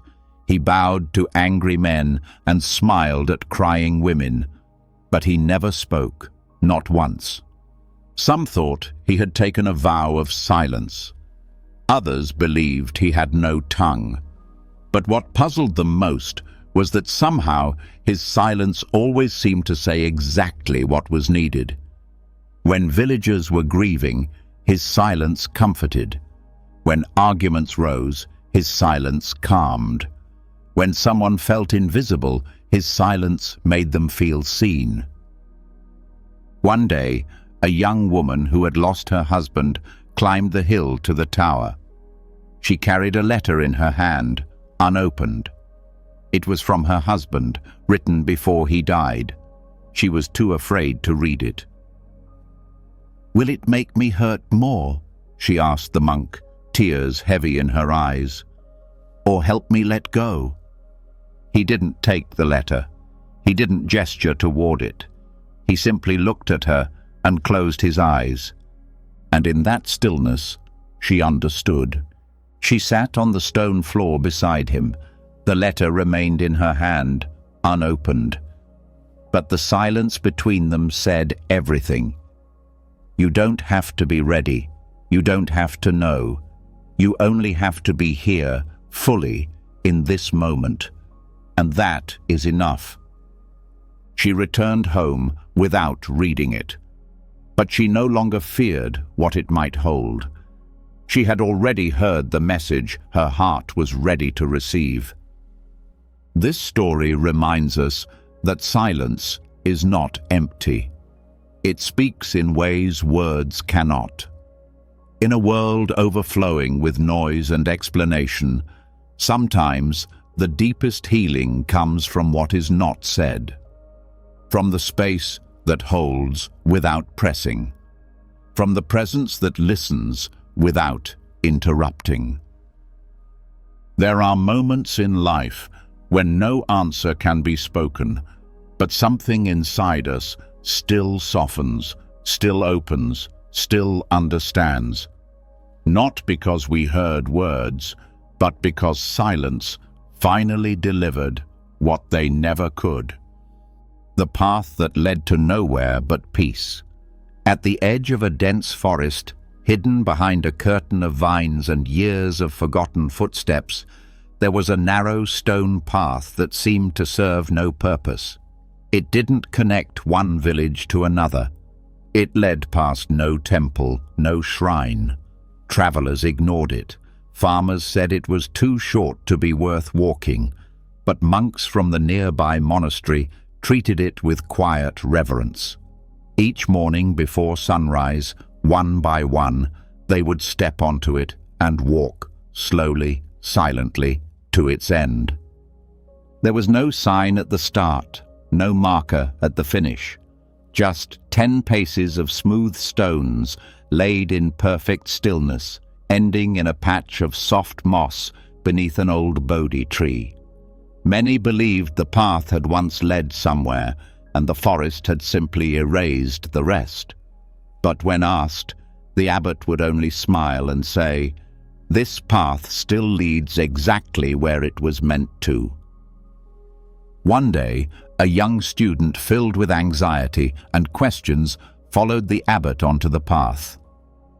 After 10 steps, they stopped. The student looked around, confused. "That's it?" he asked. "It goes nowhere." The abbot placed a hand on his shoulder and replied, "It goes nowhere. But peace, that's farther than most ever get." The student frowned. "How can that be enough?" "Because it ends where striving ends," the abbot said. "No destination, no goal, just here." That evening, the student returned alone. He stepped onto the first stone and let go of everything he'd been carrying: plans, doubts, the need to understand. Step by step, he walked until he reached the end. The silence that met him there wasn't empty. It was complete. The kind of quiet that doesn't just surround you, but enters you. He didn't cry, he didn't smile, he just stood there, and for the first time in his life, he felt no pull to move forward. This story speaks to something our restless minds often forget. We believe peace must be earned, that it waits at the end of achievement or clarity. But some paths lead only inward, not to answers, not to victory, but to stillness. And that is their purpose. The path that leads nowhere frees the heart from always needing to arrive. It teaches that presence is not a step along the way, it is the way. And when walked slowly enough, even 10 paces can carry the soul home. The monk who heard a smile. In a quiet riverside monastery where the bells rang only at dawn and dusk, lived a young monk who had been deaf since birth. He had never heard chants, never listened to the wind in the trees, never known the sound of laughter. But his presence was peaceful, his heart open, and his devotion strong. He often said nothing not because he could not hear, but because he had learned to listen differently. Other monks admired his discipline, but quietly pitied his silence.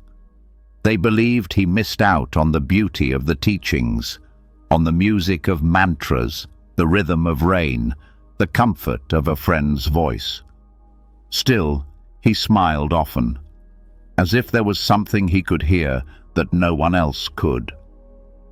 One day, a visitor came to the monastery, a woman who had lost her voice after a long illness. She could not speak, and he could not hear, but when they crossed paths in the courtyard, something passed between them. She bowed, smiling shyly. He paused, and looked up at her, his face lit with quiet joy, as if he had just heard the sweetest sound in the world. Later, another monk asked him, "What did she say to you?" He simply replied, "I heard her smile." The others laughed kindly, thinking it a poetic expression. But he was serious. To him, the warmth of her face, the curve of her lips, the softness in her eyes, it was as clear and moving as a bell ringing across the valley. From that day forward, something shifted in the monastery. The monks began to understand that sound is not the only language, that presence, kindness, and stillness carry their own music, that there are smiles loud enough to be heard with the heart. This story invites us to notice the things we overlook. In our search for words, for explanations, for answers that arrive in sound, we often miss the messages that speak in silence. A smile is not just an expression, it is a gesture of the soul. It says, "I see you, I care, I'm still here." Sometimes the deepest healing comes from what the eyes feel and the heart recognizes, even when the ears cannot hear. And sometimes a smile is the most beautiful sound in the world. The tree that fell in meditation. Deep in the forest behind the old monastery, there stood a tree unlike any other. It was ancient, its bark worn smooth by wind and time, its roots tangled like the thoughts of the world. No birds nested in it, no leaves grew on its branches. Yet it stood tall, unmoved by seasons, untouched by decay. The monks called it the meditating tree, for it had not grown, shifted, or even swayed in over 50 years. It simply remained. Every morning, monks would walk silently past it, offering small bows as if greeting a fellow practitioner. Some believed the tree had once been alive and had chosen stillness. Others said it had awakened, entering such deep silence that even nature dared not disturb it. One autumn evening, as the sky faded into the color of tea and ash, the tree, without warning, fell. It did not crash. It did not splinter or scream. It simply leaned forward as if bowing to the earth, and then rested upon the ground with a softness no one had ever seen in falling wood. No storm had touched it. No hand had pushed it. It had simply decided its time of standing was done. The monks rushed to it, not in panic, but with reverence. The abbot placed his hand on the fallen trunk and whispered, "It has finished its meditation." A novice, puzzled, asked, "But why did it fall? It was strong." The abbot replied, "Because strength is not always in holding on. Sometimes it is in knowing when to rest." For weeks, the monks continued to sit beside the fallen tree. It became a new place of practice, not because it stood tall, but because of how gently it had let go. There was no struggle, no fear, only the quiet surrender of something that had nothing left to prove. This story teaches a truth many fear to learn, that letting go is not collapse, that surrender is not failure. The tree that fell in meditation did not break, it bowed, and in its final act, it taught that even the strong must rest. Even the rooted must return to earth. At the end of long days, when the body is tired and the mind clings to unfinished thoughts, remember the tree. You do not have to stand forever. You are allowed to fall into stillness.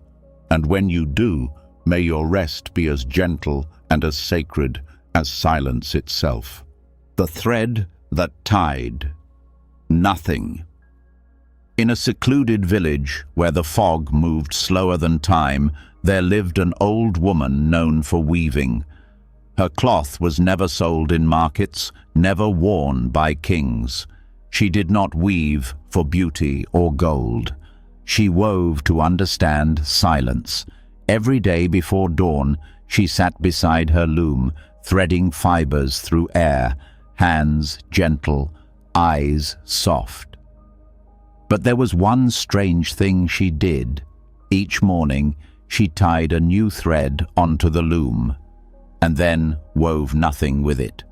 Just one thread, pulled tight, not connected to cloth, not part of a pattern, just there, stretching from one wooden beam to another, suspended in stillness. People came to watch her work, confused by this ritual. "Why do you tie a thread if you don't use it?" they'd ask. She would smile kindly and say, "It reminds me that not everything needs to become something." Years passed. Her hair turned white, her hands slower. Still, the thread appeared each morning. Then one day, a young monk who often meditated near her home gathered the courage to ask her again. "Please," he said, "tell me what the thread means." She paused her weaving, looked up with eyes that had watched many seasons come and go, and said, "This thread does not bind, it does not decorate, it does not finish anything. It simply is. It exists without duty, without weight. I tie it each morning, so I remember to let at least one thing in my life be free." The monk said nothing, but that night he sat longer than usual in meditation. His breath slowed, his thoughts softened, and for the first time in many weeks, he did not try to solve his own mind. He let it be, unwound, untangled, unfinished, like the thread. This story carries a rare kind of teaching. We live trying to make everything lead to something, every thought into a conclusion, every action into a result, every moment into a meaning. But the thread that ties nothing reminds us, not everything must connect. Some things are sacred simply because they exist. In the silence between plans, in the pauses between achievements, in the breath that doesn't try to become more, there is peace, deep, untethered peace. And when the mind quiets enough to stop asking why, that's when rest begins to arrive. Not as a reward, but as a thread suspended between nowhere and now. The sound that didn't happen. In a monastery, carved into the side of a cliff, where clouds moved below the windows and time seemed to hold its breath, there was a rule unlike any other. Every evening at twilight, the monks would gather in the main hall to sit in complete silence, waiting for a sound that was never made. It wasn't a gong, it wasn't a bell, it wasn't a drum or a chant. It was known only as the sound that didn't happen. And every monk, from the youngest novice to the eldest master, treated it with deep reverence. They would bow, sit, and listen, not for noise, but for the absence of it. Visitors often didn't understand. Some waited anxiously, straining their ears. Some whispered, "Was that it?" But the monks never moved. They sat still, eyes half closed, until the darkness wrapped around the walls, and the silence deepened into something more than quiet. One evening, a traveler arrived, desperate for answers. He had been everywhere, studying, seeking, hoping, but peace always felt just out of reach. That night, he sat with the monks, confused and fidgeting, waiting for something to begin. Nothing came, no sound, no signal, no explanation. After a long while, he stood up in frustration. "What are we waiting for?" he demanded. The abbot opened his eyes and spoke softly. "We're not waiting. We're arriving." "But where is the sound?" the traveler asked. The abbot smiled. "It's the one that doesn't happen, so you can finally hear what's always been there." The traveler sat down again. This time, he stopped listening with his ears. He noticed his heartbeat, the rhythm of his breath, the flicker of thought, the spaces between each one. The silence was no longer empty. It was full of presence, of stillness, of something deeper than sound. This story reveals a rare kind of truth, that not all awakenings arrive with noise. We expect peace to come with signs, words, answers, but often it is the silence between sounds that holds the most. The sound that doesn't happen becomes a mirror. It reflects how restless we've become, how we've forgotten how to simply be. When sleep escapes, when the mind spins for something to cling to, try listening for nothing. Not with impatience, but with openness. Sometimes the most healing thing you'll ever hear is the sound that doesn't come. Because in that space, you finally meet yourself. The voice that had no speaker. In a monastery carved into the side of a cliff where the wind spoke more often than the monks did, there was a cave that no one claimed. It sat just beyond the temple grounds, quiet and dark, with a narrow opening barely wide enough for one person. Monks had passed it for generations, noting only that something about the space felt stiller than still. One day, a young monk, struggling with inner turmoil, decided to enter. He had questions he could not silence, about suffering, about who he was, about why his thoughts were never enough and always too much. He carried them like stones in his chest. So, hoping to hear something, anything, he stepped into the cave. It was silent, but not the kind of silence that feels empty. It was a silence that pressed against the skin like water, deep and endless. He sat cross-legged and closed his eyes, waiting for an answer. Nothing came. Minutes passed, hours, and then, without warning, he heard a voice. But it wasn't outside him. It wasn't inside him either. It was everywhere and nowhere. It didn't speak in language, yet every word landed fully formed in his heart. It didn't sound male or female. It wasn't wise or commanding. It was quiet, direct, and utterly undeniable. "You are not what you carry," the voice said. "You are what remains when you set it down." Tears ran silently down his cheeks. He tried to respond, but no words came, and the voice did not continue. It didn't explain, didn't console, didn't argue. It simply left space. And in that space, everything softened. He sat there until morning, untouched by cold, untouched by time.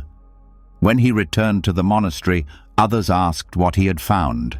He only smiled and whispered, "The voice that had no speaker." He never sought it again, because he understood. Some voices are not meant to be followed.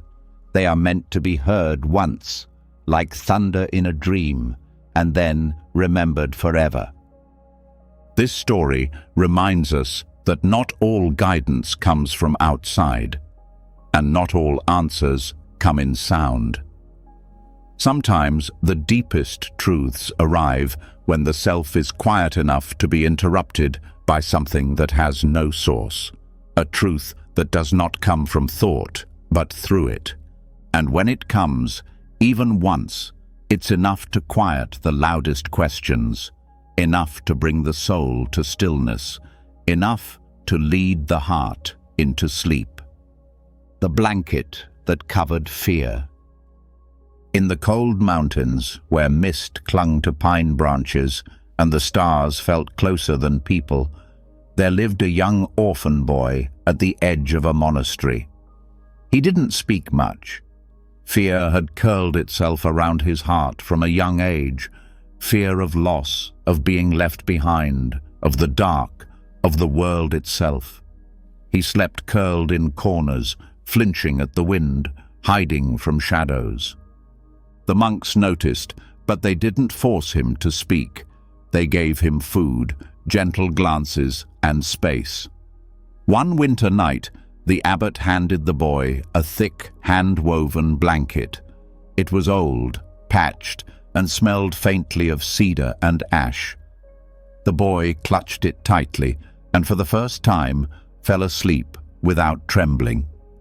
He didn't know the blanket had a story. It had once belonged to a monk who had battled deep sorrow, who would lie awake with racing thoughts, who had sat through storms of grief that words couldn't touch. That monk, in silence, had sewn pieces of it together over many seasons. Each patch was stitched during a meditation, some with tears, some with peace. When that monk passed on, the blanket remained, and it was never washed of its past. It was folded and placed in the hall, waiting for someone who needed not warmth, but courage. The boy didn't know this, but he felt it. When he pulled the blanket over his shoulders, it didn't erase the fear, but it softened it. It didn't chase away the shadows, but it made them less sharp. Slowly, night after night, he stopped hiding. He began sleeping near others, then sitting with the monks during prayer, then speaking, then smiling. Years later, the boy became a monk himself, and one winter evening he found another child, new, silent, afraid, shivering in the corner.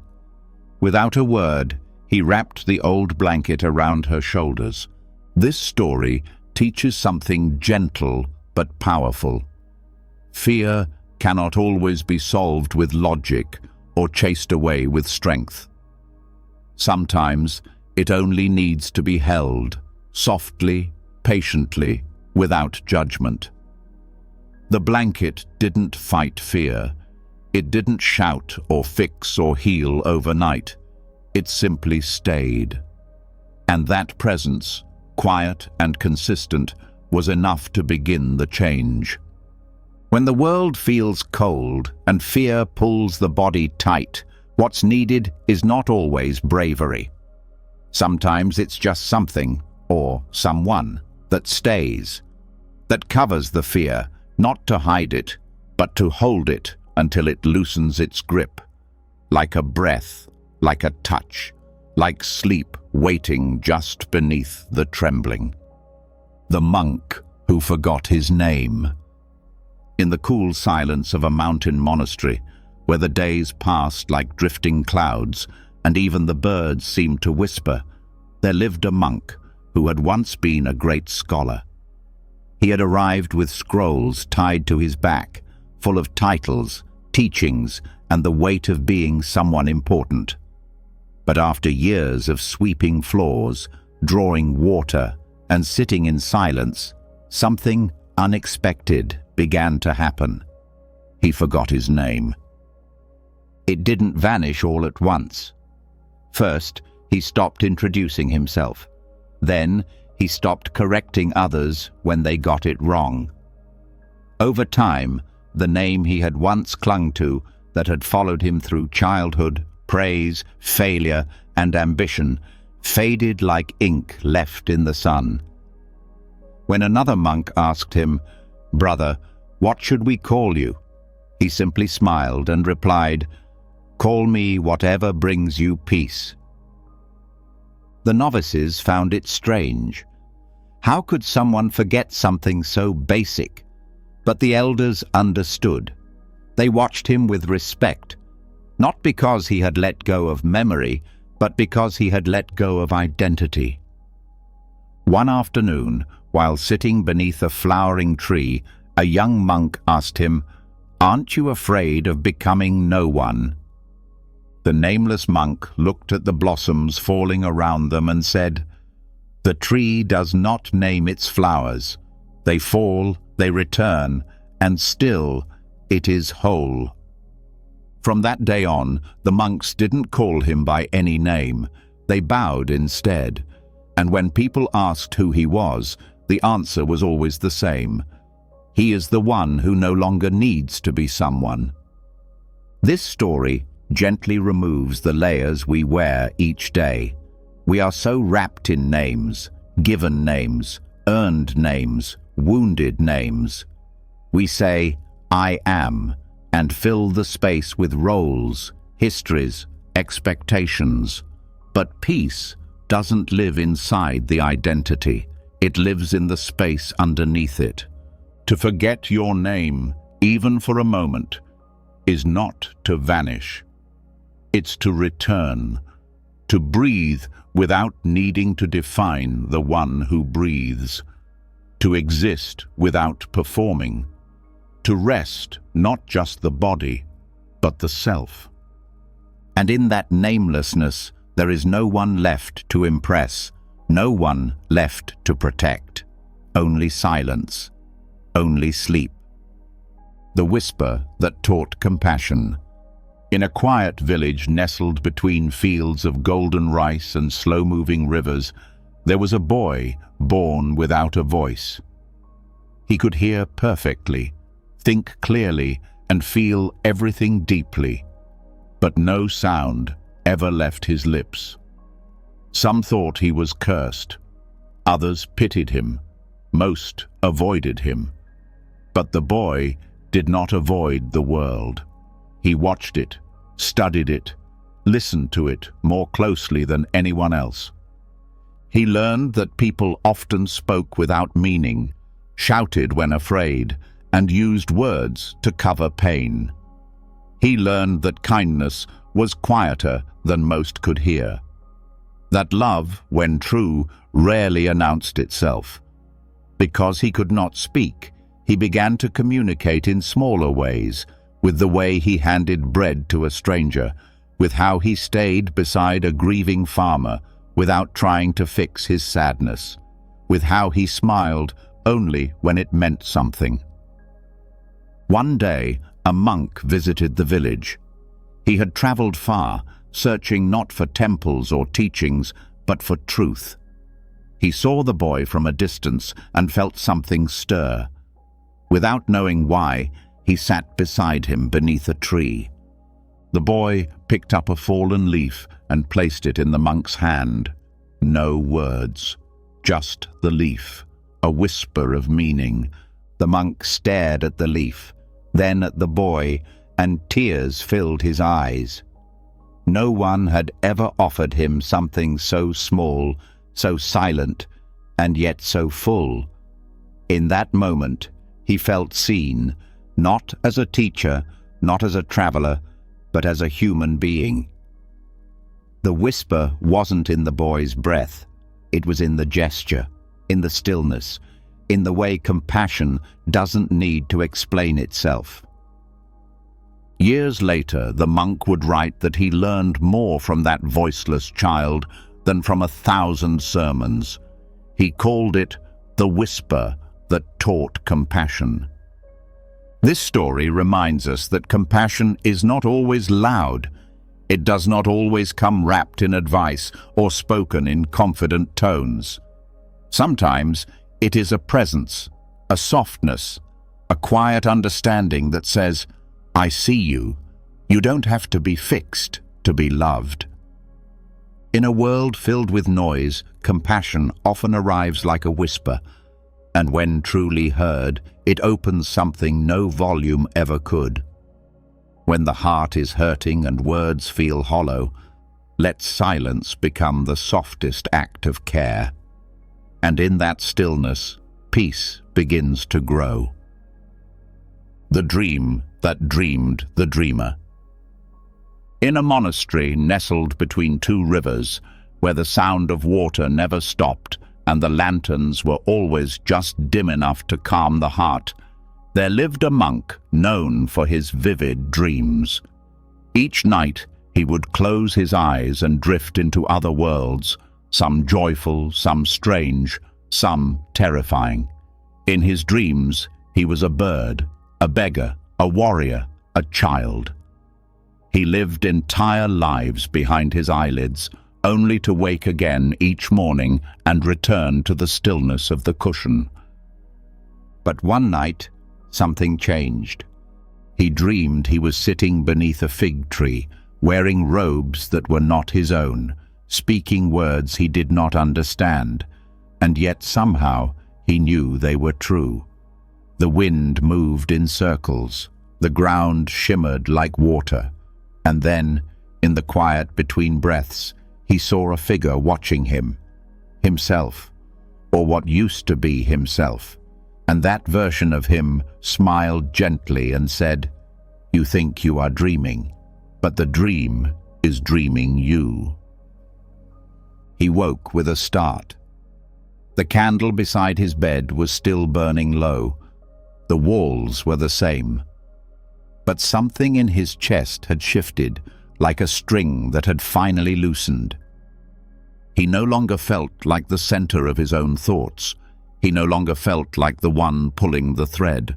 For days, he said nothing. He simply watched, his breath, his movements, the way thoughts rose and fell without permission.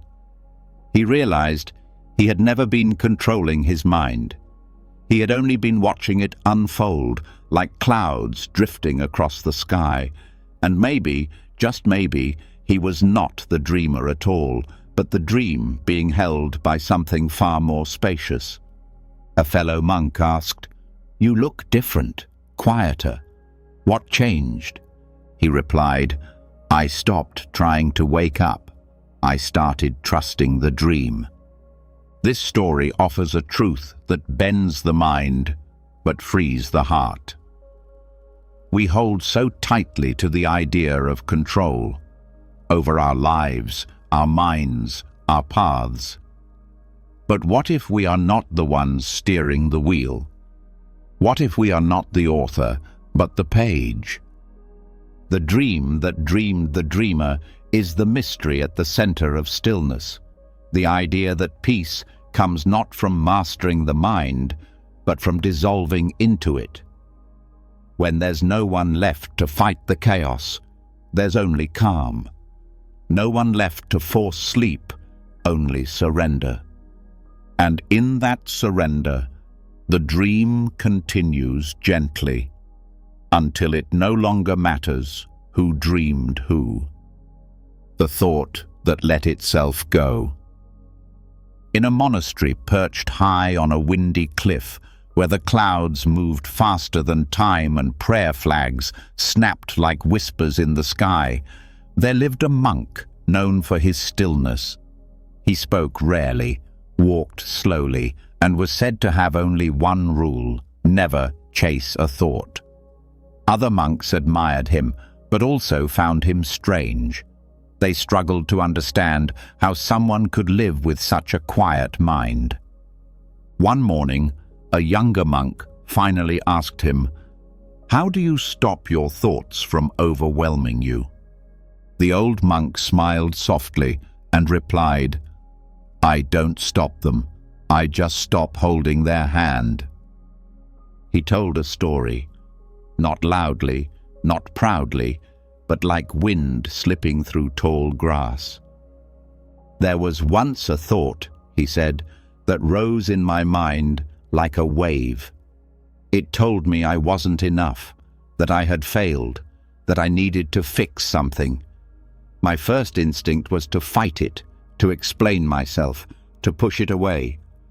But the more I wrestled with it, the stronger it became, like trying to hold water in my fists.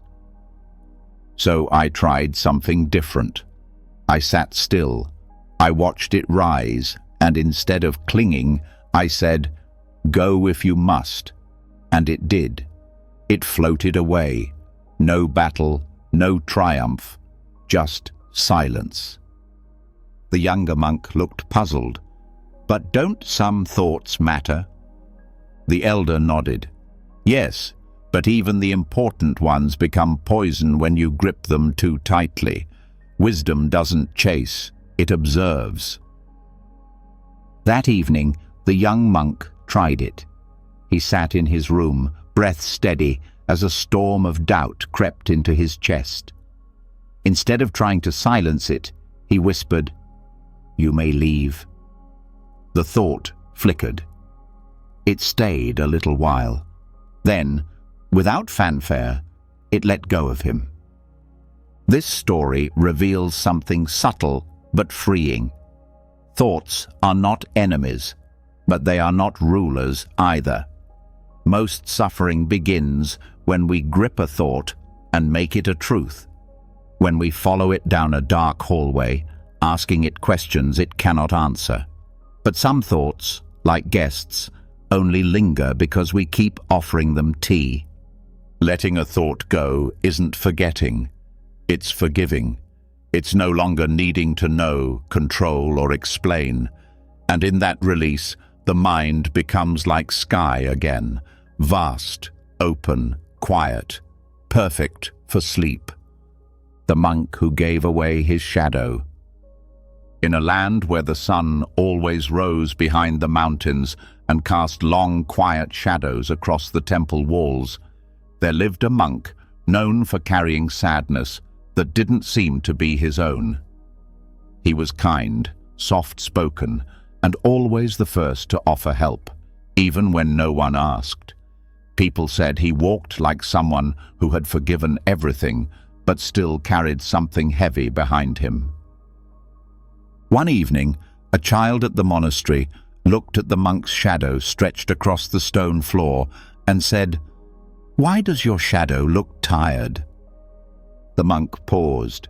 He turned, looked at the outline behind him, and smiled. "Because it is full," he whispered. The child tilted their head, confused. "Full of what?" "Of the things others couldn't carry," he replied. "Pain they couldn't speak. Wounds they thought would never close." As the child watched, the monk walked to the far wall where the sunset painted his silhouette. He stood for a long moment, then took a step forward, and something impossible happened. His shadow remained on the wall, perfectly still, even as he walked away. Gasps rose from the few who saw it.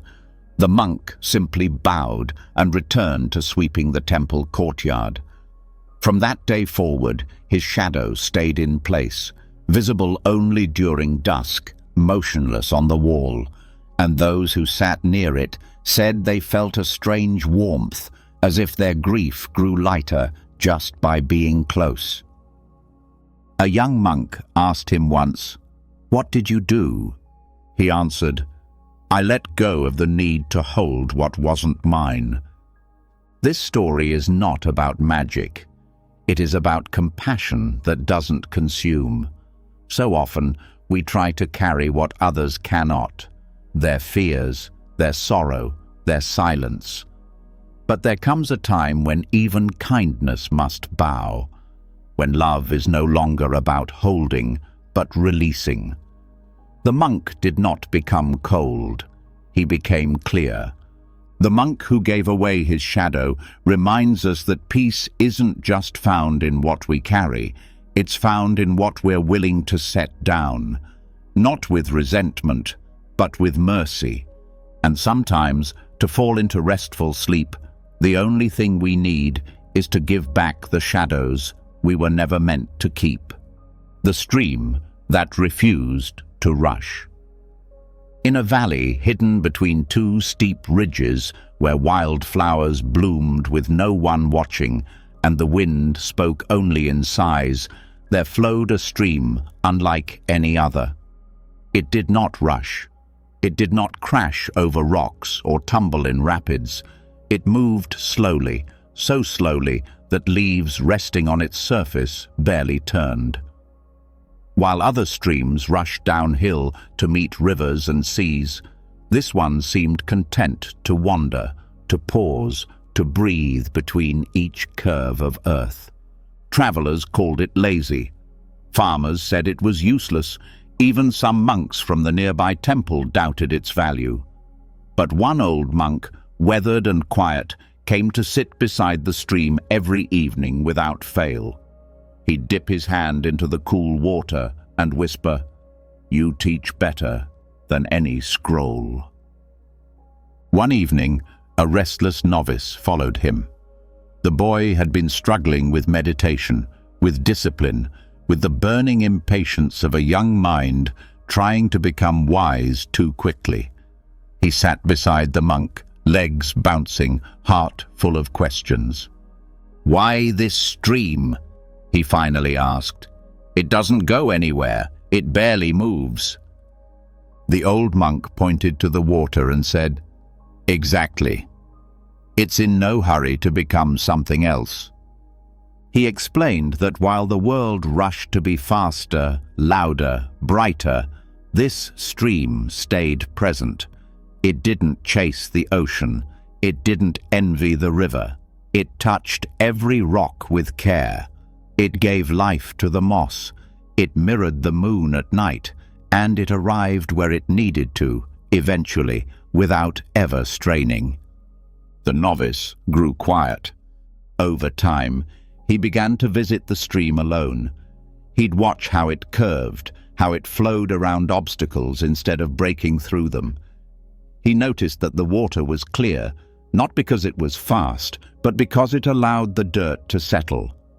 And slowly, the same began to happen inside him. This story teaches the kind of lesson that only stillness can offer. We often think peace lies in progress, in achievement, in getting there. But sometimes wisdom is a stream that refuses to rush.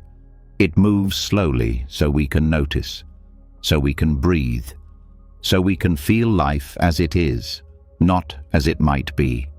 When sleep won't come and the mind runs ahead, think of the stream.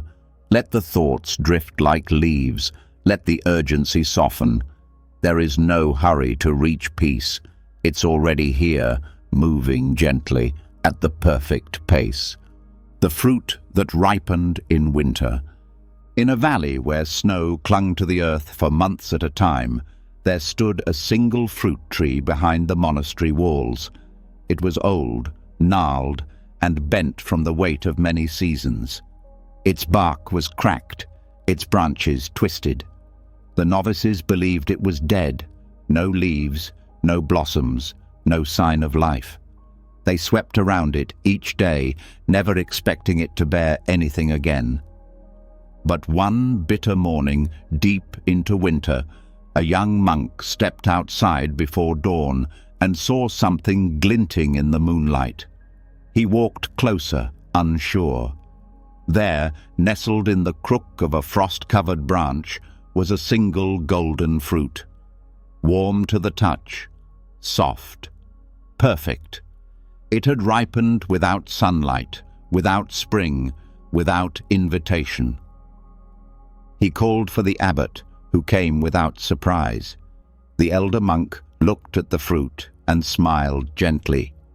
"This tree blooms when it decides to," he said, "not when the world expects it to." The novices gathered, whispering in wonder, how could this be? The abbot explained, "Some things grow in silence, some truths ripen in the cold. Not every harvest comes when it's supposed to. Some arrive when we've nearly given up." He picked the fruit and placed it in the monastery's altar room, not to be eaten, but to be remembered. That winter became a turning point. The monks began to meditate longer, complain less, expect nothing, and in doing so, discovered more. They stopped looking to the seasons for signs. They began trusting the unseen, the unmeasured, the slow. This story carries a quiet wisdom for the restless soul. We live in a world that worships speed, warmth, visible progress, but real transformation is often invisible. Quiet, slow, it does not bloom on schedule, it does not shout its arrival. The fruit that ripened in winter reminds us that there is no wrong time for growth. Healing may come when everything else is frozen. Understanding may ripen in the middle of despair. Peace may appear when it's least expected, not as reward, but as reminder. Life moves beneath the surface, even in stillness. And when the heart feels cold and empty, it does not mean nothing is coming. It may simply mean the sweetest fruit is learning how to grow in the dark. The smile that ended a war. There was once a kingdom divided, not by land or belief, but by a single glance. Two villages had stood on either side of a river for generations. At first they shared water, traded food, even prayed together beneath the same trees. But one day, during a market dispute, a man from one village looked at another with narrowed eyes. No words, no threats, just a look. The other man took it as insult. From that moment, small tensions grew like cracks in ice. Stories were passed down. Children were warned. The bridge between the villages was left to rot. Years passed, and the silence thickened into suspicion. The suspicion hardened into hatred. And though no war was ever declared, no arrows ever fired, a war was being fought through distance, through avoidance, through cold hearts and closed doors. One winter, a wandering monk came through. He was young, but walked like someone much older, with no bag, no followers, just a soft presence. He stopped at one village and asked to cross the river. They scoffed. "We don't go to the other side," they said. The monk only smiled.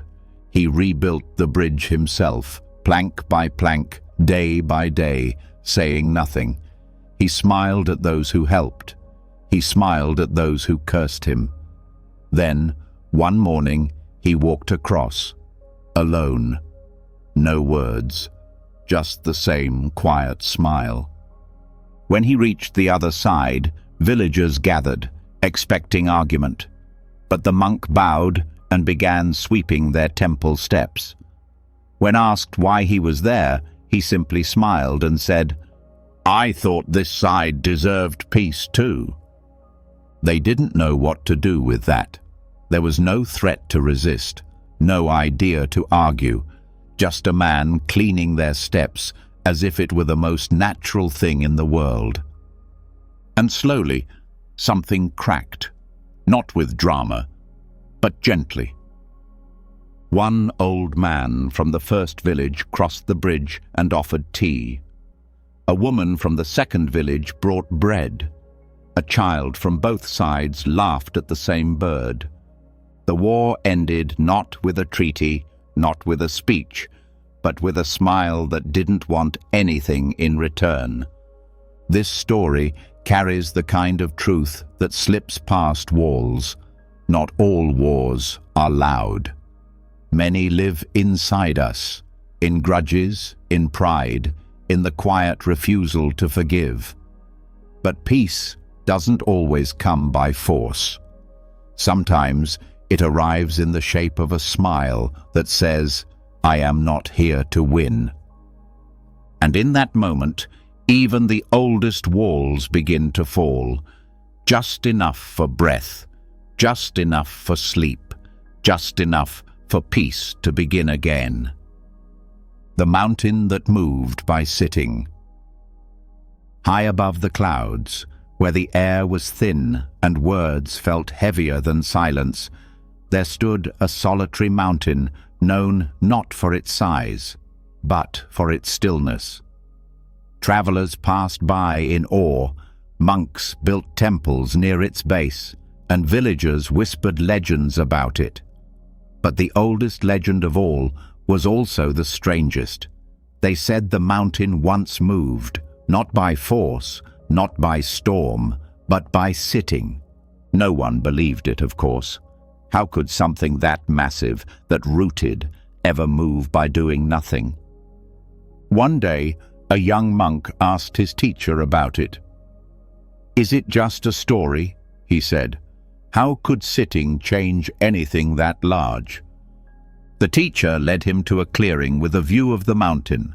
Then he sat. No cushion, no instructions, just silence. The student waited. A few minutes passed, then an hour, then 2. No words, no gestures, just presence, still and complete. The wind came. The sun shifted. The shadows changed. But the teacher did not move. Finally, the student whispered, "What are we doing?" And the teacher replied, "Watch what changes when you don't." The monk looked again at the mountain, and something subtle but powerful revealed itself. It was the world around the mountain that moved. Clouds broke themselves against its stillness.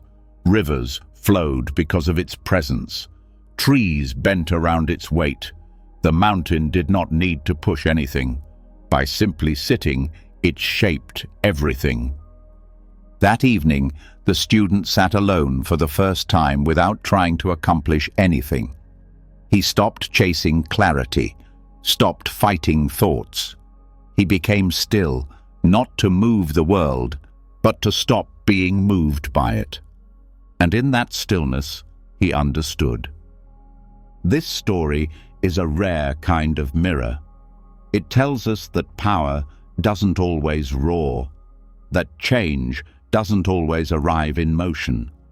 Sometimes, the deepest shift in the world begins with someone sitting, rooted, refusing to be shaken by the chaos around them.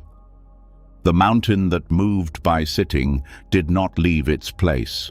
It allowed the world to dance around it. In doing so, it became the center, not by force, but by presence. And when the mind storms and life rushes, sometimes the most powerful thing to do is nothing. Sit, breathe, let the wind pass. Because peace is not in moving the world, but in becoming the thing it cannot move. The book that couldn't be read. In a dusty room at the back of an old monastery library, locked behind a wooden door that creaked like old bones, there was a single book resting on a pedestal. It had no title. Its cover was worn smooth by time. Monks called it the book that couldn't be read. Not because it was in a lost language, or because the words had faded, but because the pages were completely blank. Generations of monks had tried to understand it. Some believed the ink would appear only to those who were enlightened. Others thought it was a test of humility. One even spent years copying the blank pages by hand, hoping the meaning would reveal itself through devotion. But no matter how many turned its pages, no words ever showed. Still, the book was never discarded. Every monk, at some point in their training, was sent to sit with it. One young novice, frustrated by his thoughts and endlessly chasing wisdom in scrolls and lectures, was told by the abbot to go and read the unreadable. He obeyed, though silently confused. For hours, he stared at the pages, waiting for a message to appear. None came. He returned the next day, and the next, and the next. Each time, the same empty pages. On the 7th day, he stopped hoping. He just sat beside the book. No effort, no expectation.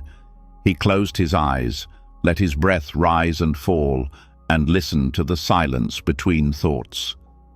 And for the first time, something began to shift, not in the book, but in him. The pages were blank, but his mind began to settle. His heart, usually racing with questions, beat quietly. The book didn't answer him, but it didn't need to. It gave him space, not instruction. And in that space, he remembered how to be still. When he returned to the abbot, he bowed deeply. "What did the book teach you?" the abbot asked. The novice replied, "That wisdom is not always given. Sometimes it is made in the space where nothing is said." This story offers a quiet mirror to our searching hearts. We look for meaning in noise, in answers, in more. But sometimes the greatest teacher is the silence that won't fill itself. The book that couldn't be read taught not through words, but through presence.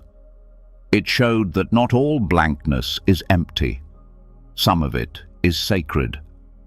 And when the mind is tired from reading too much of life, sometimes the page with nothing on it is the one that finally lets you rest. The clock that stopped in stillness.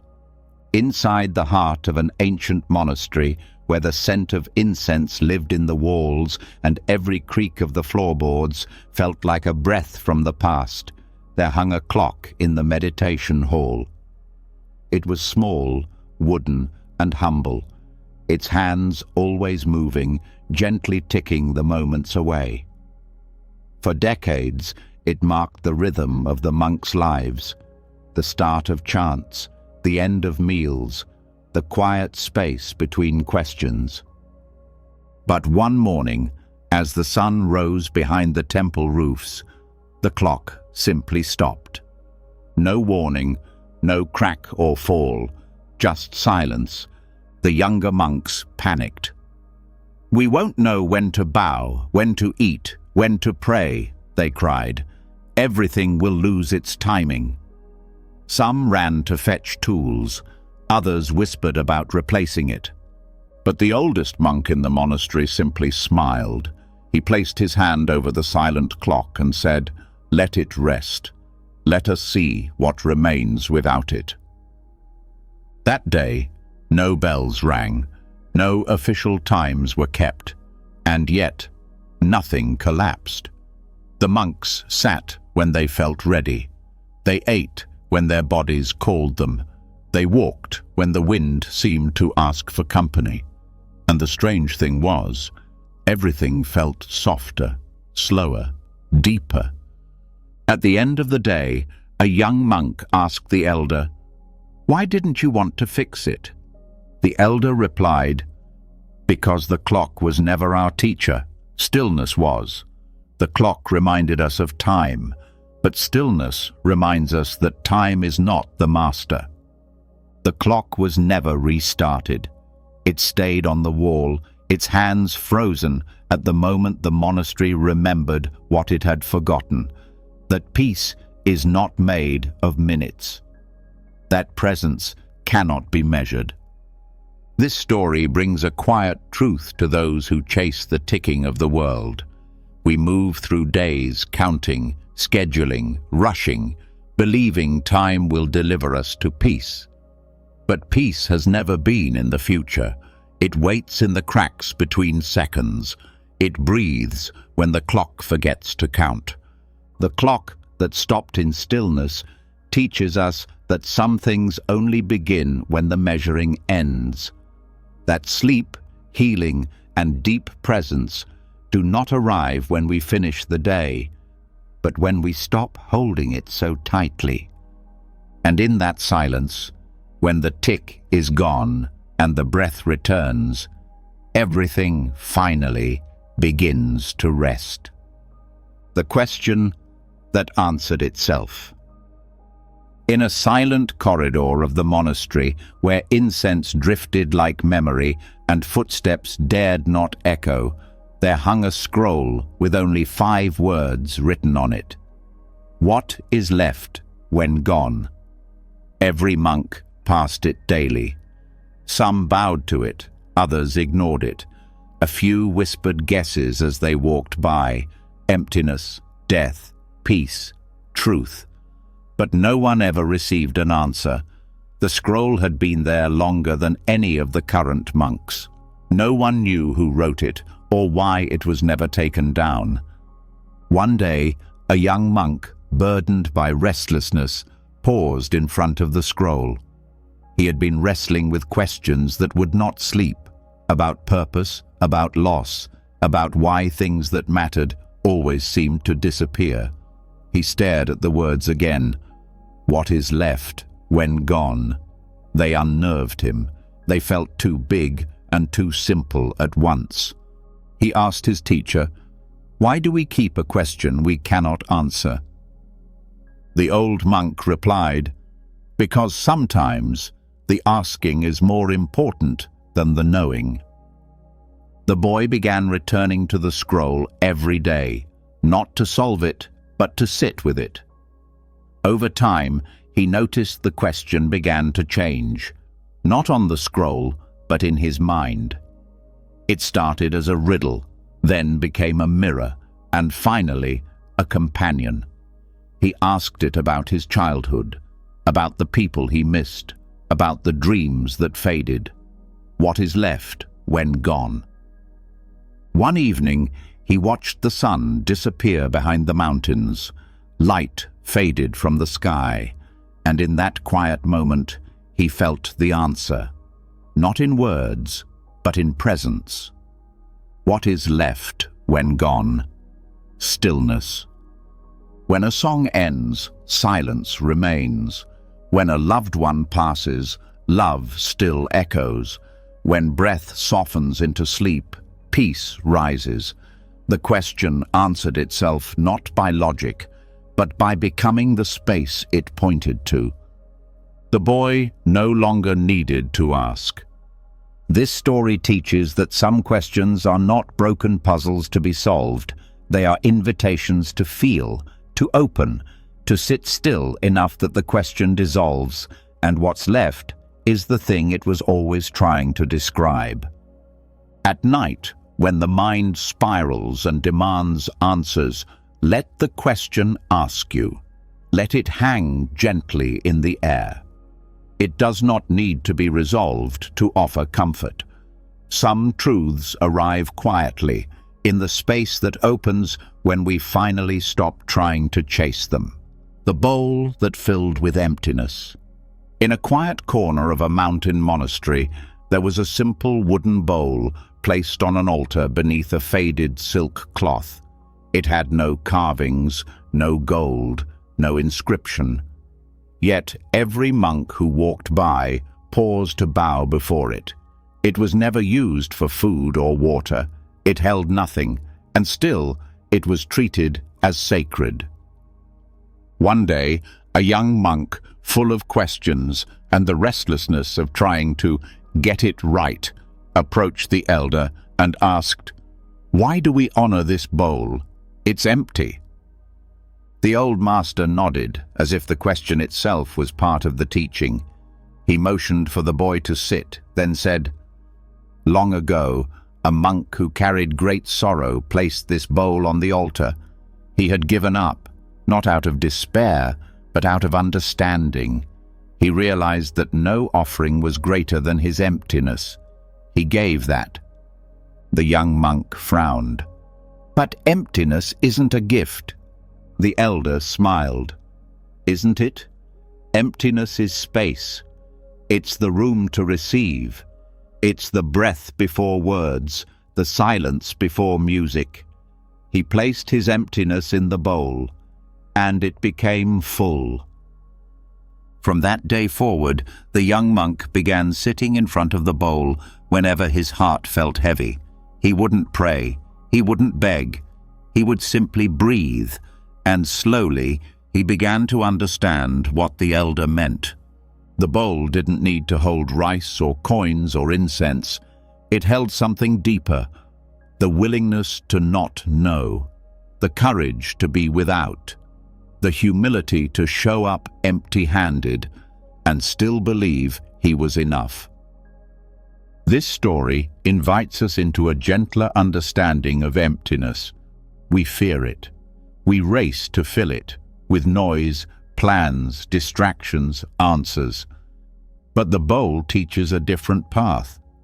It shows us that emptiness isn't lack, it's readiness. It's the open hand, the silent heart, the space where peace can enter. When the mind is crowded with thoughts and sleep won't come, try becoming like the bowl. Let go of trying to be full. Let go of needing to be anything at all. Just be empty, completely, bravely, quietly empty. And you may find, like the monks before you, that this is the very moment when life begins to pour in. The breeze that bowed to the flower. In a meadow tucked between two forgotten hills, where time moved slower and the grass seemed to listen, there bloomed a single white flower. It was small, barely the height of a teacup, but it stood with a stillness that made the sky seem noisy. Other flowers came and went with the seasons, but this one remained. It did not lean, did not wither, did not seek the sun. It simply stood. And every morning, just as the light broke open the horizon, a breeze would pass through the meadow. It danced with the tall grasses, hummed through the leaves, and played with the petals of wild flowers. But when it reached the white flower, it slowed, it softened, and it bowed. Not a gust, not a rush, just a gentle dip in the air, barely noticeable unless one was paying close attention. One day, a young monk who often wandered the hills in solitude came upon the meadow and noticed the moment. The flower unmoved, the breeze humbled. He sat in the grass and waited to see it again. And when it did, he whispered, "Why would the wind bow to something so small?" Later, he asked his teacher. The old monk smiled and said, "Because the flower never asked to be seen, and still it shines. The breeze bows not to beauty, but to presence." The young monk returned many times after that. He brought no incense, no chants, no offerings, only his attention. And he began to understand. The world does not always honor the loudest. Sometimes it bows to the quietest thing in the room, the one that stays grounded, that doesn't chase, that doesn't need to prove itself. This story carries a gentle truth that settles deeper the longer you sit with it. In a world rushing to be noticed, the greatest power may lie in the one who simply is. Not because it demands respect, but because it lives with such grace that respect becomes the natural response. When the heart feels heavy with trying, with striving, with needing to be more, remember the flower. And when the breath feels shallow and the mind too loud to rest, remember the breeze. Even the wind, with all its force and freedom, knows when to slow down and bow. And in that stillness between movement and stillness, sleep begins to bloom. The footsteps that left no trace. In the highlands where fog kissed every stone and moss grew thick between the cracks of ancient paths, there lived a monk who was said to walk without leaving a trace. Not just in snow or dust or soil, but in people's memory. Travelers who passed him on the road would forget the sound of his voice, the color of his robe, even the shape of his face. But they would remember how they felt when he walked by, calmer, quieter, somehow lighter. He never spoke unless asked. He carried no belongings but a string of worn beads and a small cup for water. He stayed nowhere for long, yet those who met him swore that for a brief moment their thoughts grew soft and their burdens felt smaller. A young monk heard stories of this man and wanted to learn his secret. After many weeks of searching, he found him sitting beneath a tree at dawn, feet bare, eyes half closed, breath slow as clouds. The young monk bowed and asked, "Master, how do you walk through the world without leaving a single mark?" The old monk smiled and answered, "I carry nothing, I hold nothing, I become nothing." Confused, the student said, "But how can you be nothing?" "Because I no longer need to be something," the old monk replied. Most people walk through life trying to be remembered, trying to make an impression, to prove their worth. But the wind teaches us another way. It touches everything, yet claims nothing, and still it brings change. The student sat with him for days. They walked through villages together, and indeed, no one remembered the man after he had gone. But they remembered kindness offered without name, a moment of peace during a storm, the silence between two thoughts that felt like home. And slowly, the student understood. To leave no trace is not to vanish, but to live so gently that nothing is disturbed. To give without taking, to speak without needing to echo. To walk through the world, not like fire, but like morning mist, touching everything, needing nothing. This story shows that the deepest peace does not come from being seen, but from no longer needing to be. When sleep won't come, and the mind clings to identity, to memory, to proof, become like the footsteps that left no trace. Let go of the need to leave one, and in that release, you'll find the stillness that carries everything home.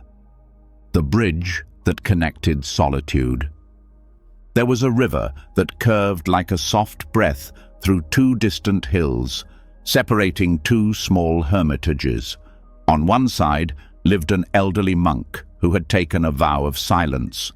On the other lived a younger monk who had chosen solitude to escape the noise of his own thoughts.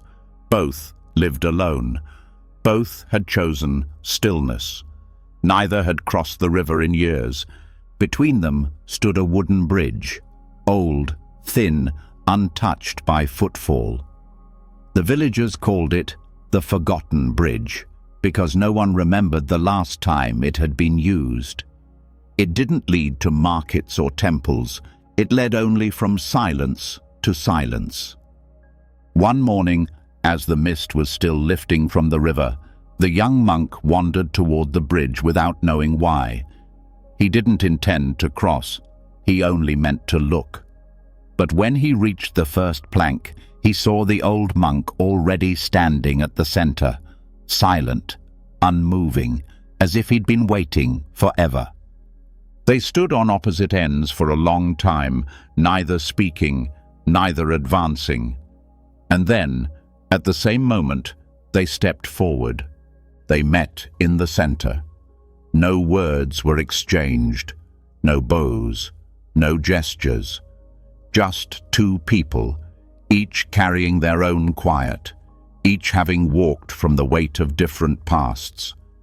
And in that brief pause on the middle of the bridge, something passed between them, not sound, not story, but presence, a recognition. Then, without agreement or hesitation, they both turned around and walked back to their sides, alone again, but not as alone as before. From that day on, they returned every morning to meet at the center, never speaking, never staying long. But something about knowing the other was there made the silence feel warmer, more whole. This story teaches that solitude is not always separation, that two souls, each tending to their own quiet, can still touch without words, without noise, without needing to explain. We often think connection must be loud, conversation, closeness, sharing everything. But there is a bridge made of stillness that connects those who carry their solitude with grace. A bridge where nothing is said, but everything is understood.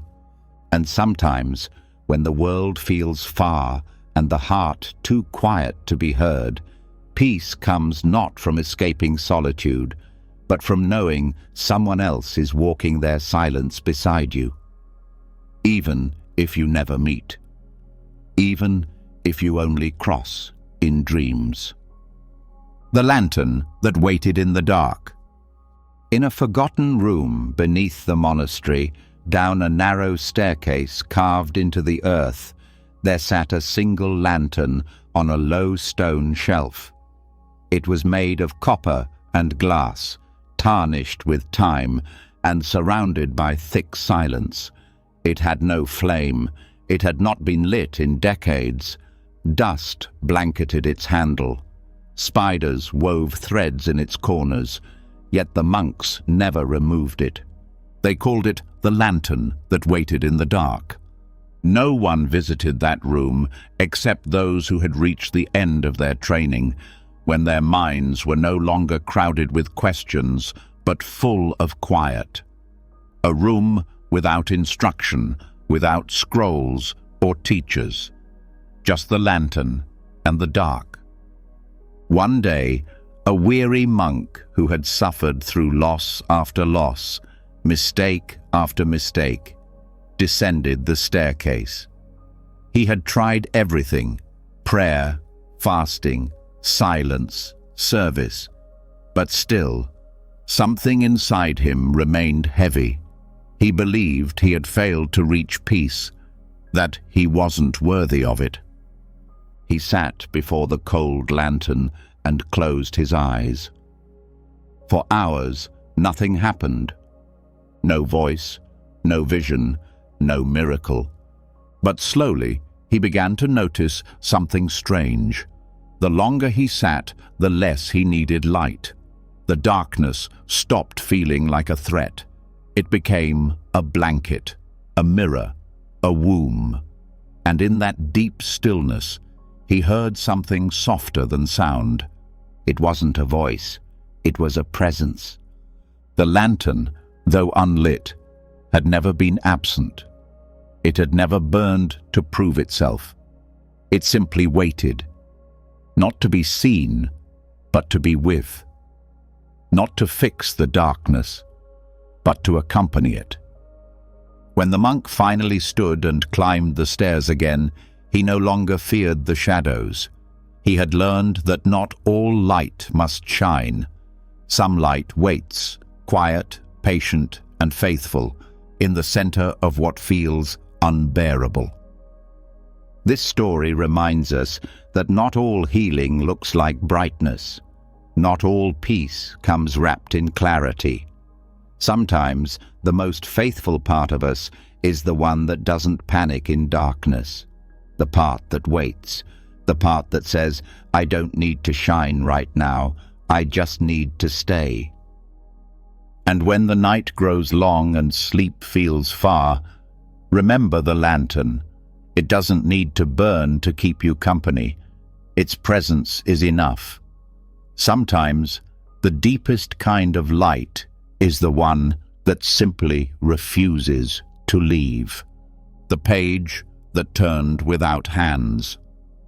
In the far corner of an ancient temple, tucked away beneath layers of dust and time, there sat a sacred book known only to the most devoted monks. It rested open on a low altar, untouched for generations. The strange thing was, its pages turned. No one ever saw it happen. But every morning at dawn, a different page lay open. Sometimes it revealed a prayer, sometimes a verse, sometimes a page with nothing but a single inked dot in the center. The monks never touched it. They simply sat before it in stillness, reading what was given, never questioning how it came to be. They called it the Living Book. One day, a curious novice asked the head monk, "Who turns the pages?" The old man smiled with his eyes and replied, "That which is ready to be received always appears. The hand you're looking for is not flesh, it is time, it is readiness, it is stillness deep enough to be answered." The novice began to visit the book daily. Some days the pages gave him clarity, other days they gave him silence. Once, he found a page completely blank.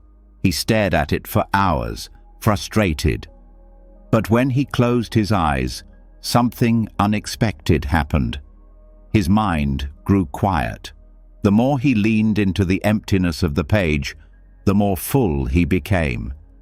He began to understand. Not all pages are meant to be read.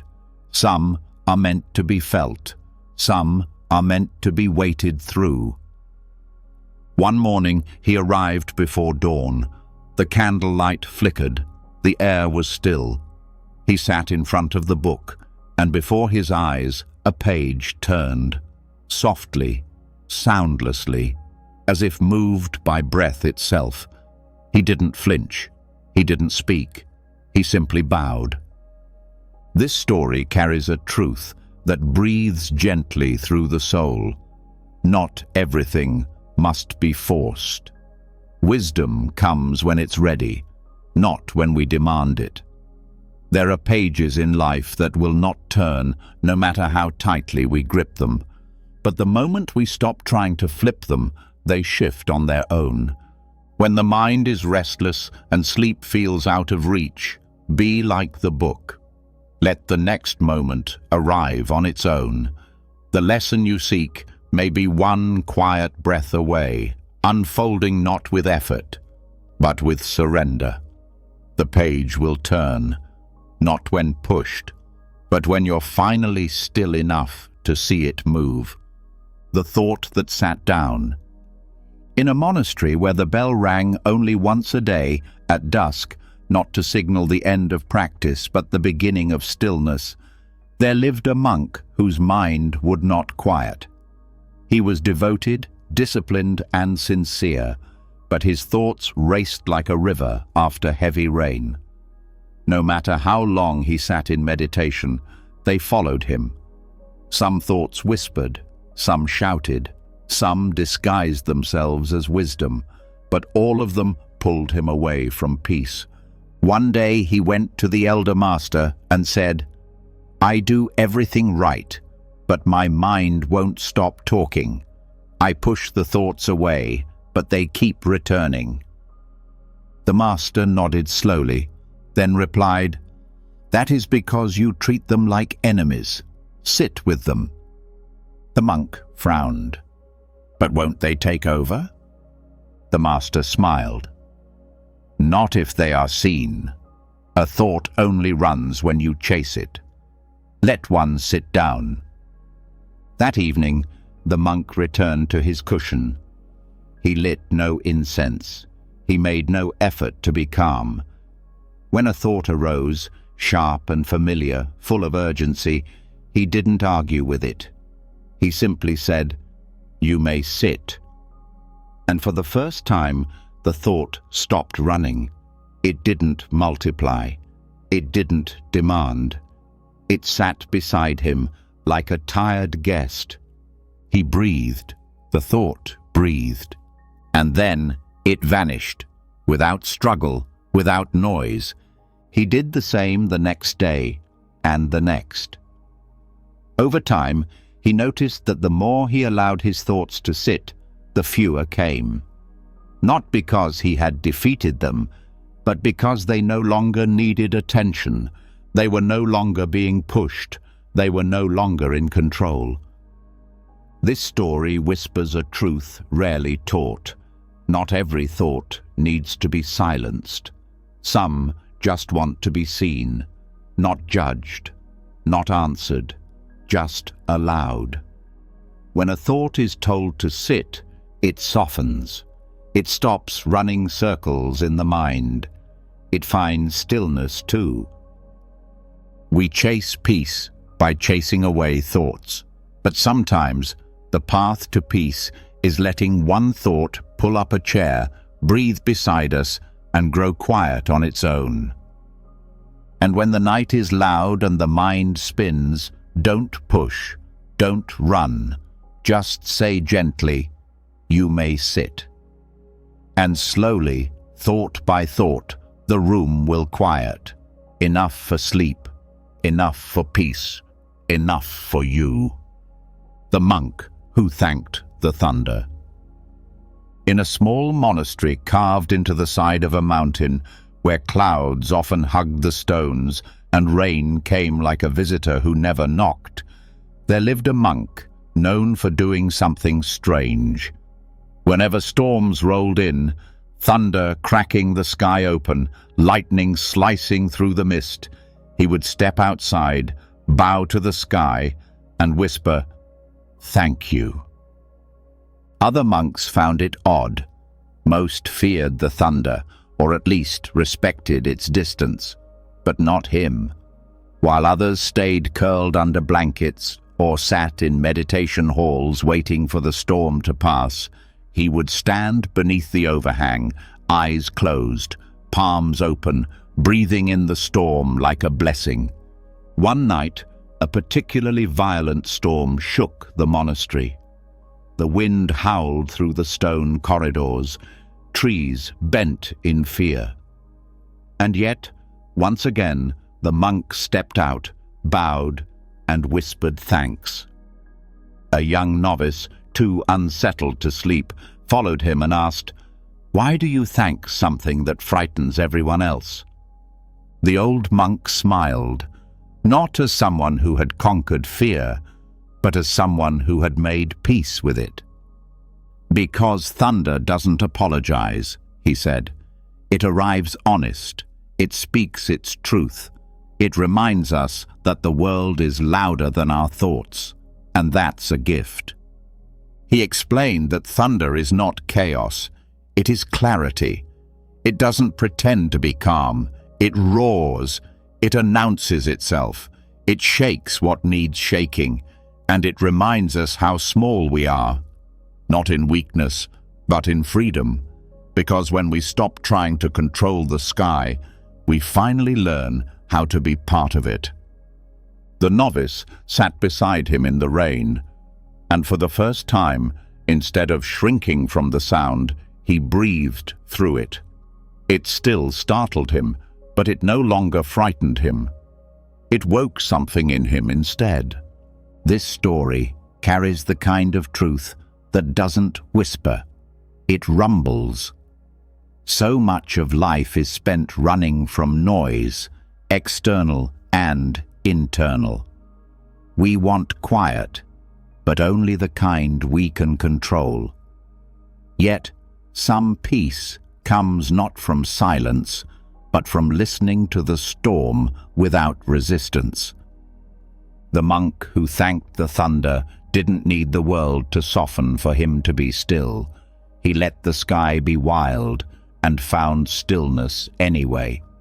And when the storm inside your own chest begins to crack and shake, try bowing to it. Not to surrender, but to recognize that even thunder has something to teach. And sometimes the loudest moments are the ones that finally shake us into peace. The rain that asked for nothing. In a valley where the earth breathed in rhythm with the sky, there came a season of long, gentle rain. It did not crash. It did not flood. It did not come with thunder or warning. It simply fell, day after day, soft as breath. The villagers welcomed it with gratitude. The crops drank deeply. The trees bowed under its kindness. And yet, no one could remember when it had started or when it might end. A young monk, worn from grief and silence, began walking in it each morning. Not to reach a destination, but because the rain asked nothing of him. It did not tell him to smile. It did not expect him to explain his sadness. It did not hurry him or slow him. It fell on him gently, the way forgiveness does, not as a reward, but as a quiet presence that does not need to understand to stay. One morning, as he stood in the field behind the monastery, soaked through and trembling, he whispered aloud, "Why does this feel more like love than anything else?" The rain gave no answer. It didn't have to. It kept falling exactly the same. On the flowers, on the stones, on the graves, on the newborn trees, on joy and sorrow without distinction. Later that evening, the monk spoke to the abbot. "I feel comfort in the rain," he said, "because it does not need anything from me." The abbot nodded. That is true compassion. It asks for nothing, yet touches everything. From then on, the monk returned to the rain whenever his heart felt too full to carry. He began to understand that peace was not always a bright flame or a sudden silence. Sometimes it came like rain, steady, tender, unjudging. This story teaches the rare softness of unconditional presence. We spend so much of life surrounded by things that want something from us: our attention, our agreement, our change. But the rain reminds us, love doesn't have to ask. It just stays. It lands where it lands. It touches what it touches. It makes room without trying to fix. And when the soul feels weary from demands, when the mind aches from effort, let it rest like the earth beneath soft rain. Let something fall on you that expects nothing. And in that letting, sleep will come, not as escape, but as arrival, not to be earned, but received, like rain, like grace. The voice that echoed only kindness. In a quiet temple beside a slow river, there lived a monk whose voice was unlike any other. It wasn't loud. It didn't command attention. It never rushed, never scolded, never demanded to be heard.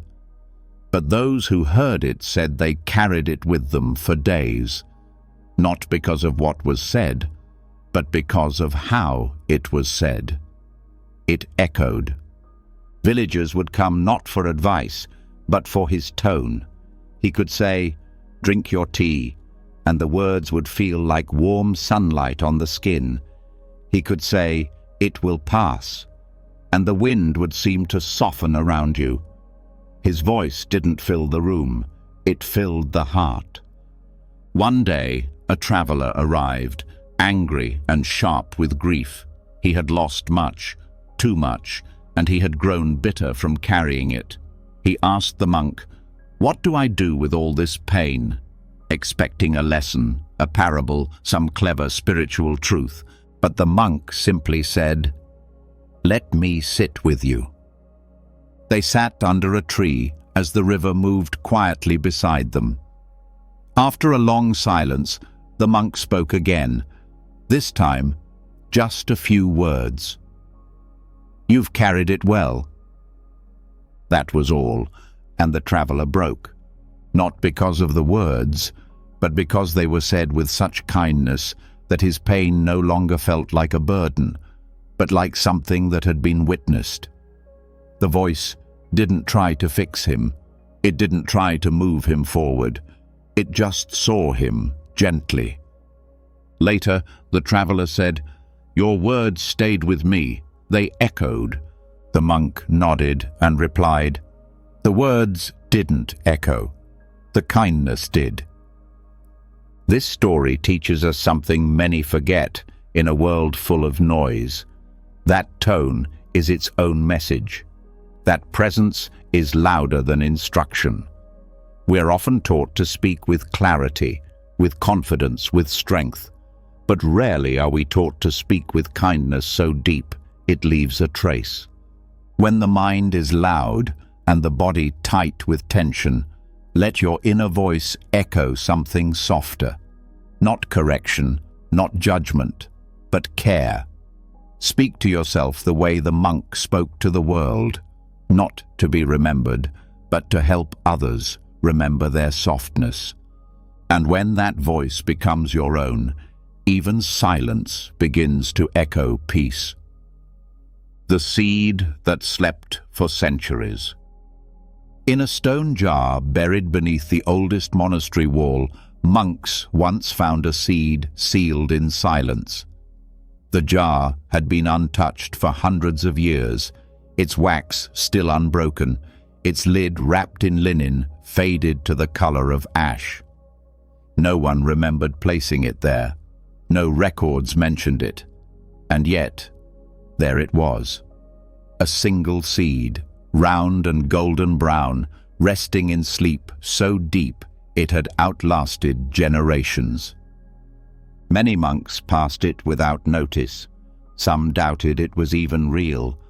But one quiet monk, who tended the gardens with more devotion than speech, held the seed in his hand and smiled. "It's still waiting," he said softly. The others laughed. "Too long has passed," they told him. "It's only a relic now." But the gardener did not argue. He simply bowed to the seed and placed it into soil warmed by spring. No prayers, no force, just care, water, patience. Days passed, then weeks. Nothing stirred. The soil remained still, unbroken, but the monk continued. Water, wait, water, wait. Others forgot, but he did not. One morning, when even the wind had stopped watching, a single green shoot emerged, quiet, small, trembling toward the sky. The seed, untouched for centuries, had remembered how to wake. The monks stood around it in awe. "How?" one whispered. The gardener smiled. "Because it never believed time could take its purpose away." This story carries a truth too easy to forget. Not everything must bloom when we expect it to. Some dreams, some healing, some peace, sleep deep beneath the surface, untouched by clocks or calendars. The seed that slept for centuries reminds us that nothing truly sacred is ever lost. It is only waiting for the right conditions, the right moment, the right stillness. And so much in life is like that. The part of the self that stopped growing, the joy buried by grief, the trust silenced by betrayal. These are seeds, not ruins. They have not died. They are simply resting until we're gentle enough to meet them again. So when sleep feels far, when healing feels impossible, when hope feels cold, think of the seed. Time is not your enemy. You are not late. What is meant to grow in you will grow. Maybe not today, maybe not tomorrow, but it remembers, and when it does, it won't shout. It will just rise, quiet, alive, and finally ready to see the sun. The cave that reflected peace. In a remote part of the mountains, where the wind no longer carried news and the stars felt close enough to touch, there was a cave hidden behind a wall of ivy and silence. Travelers rarely found it, and those who did often passed it by.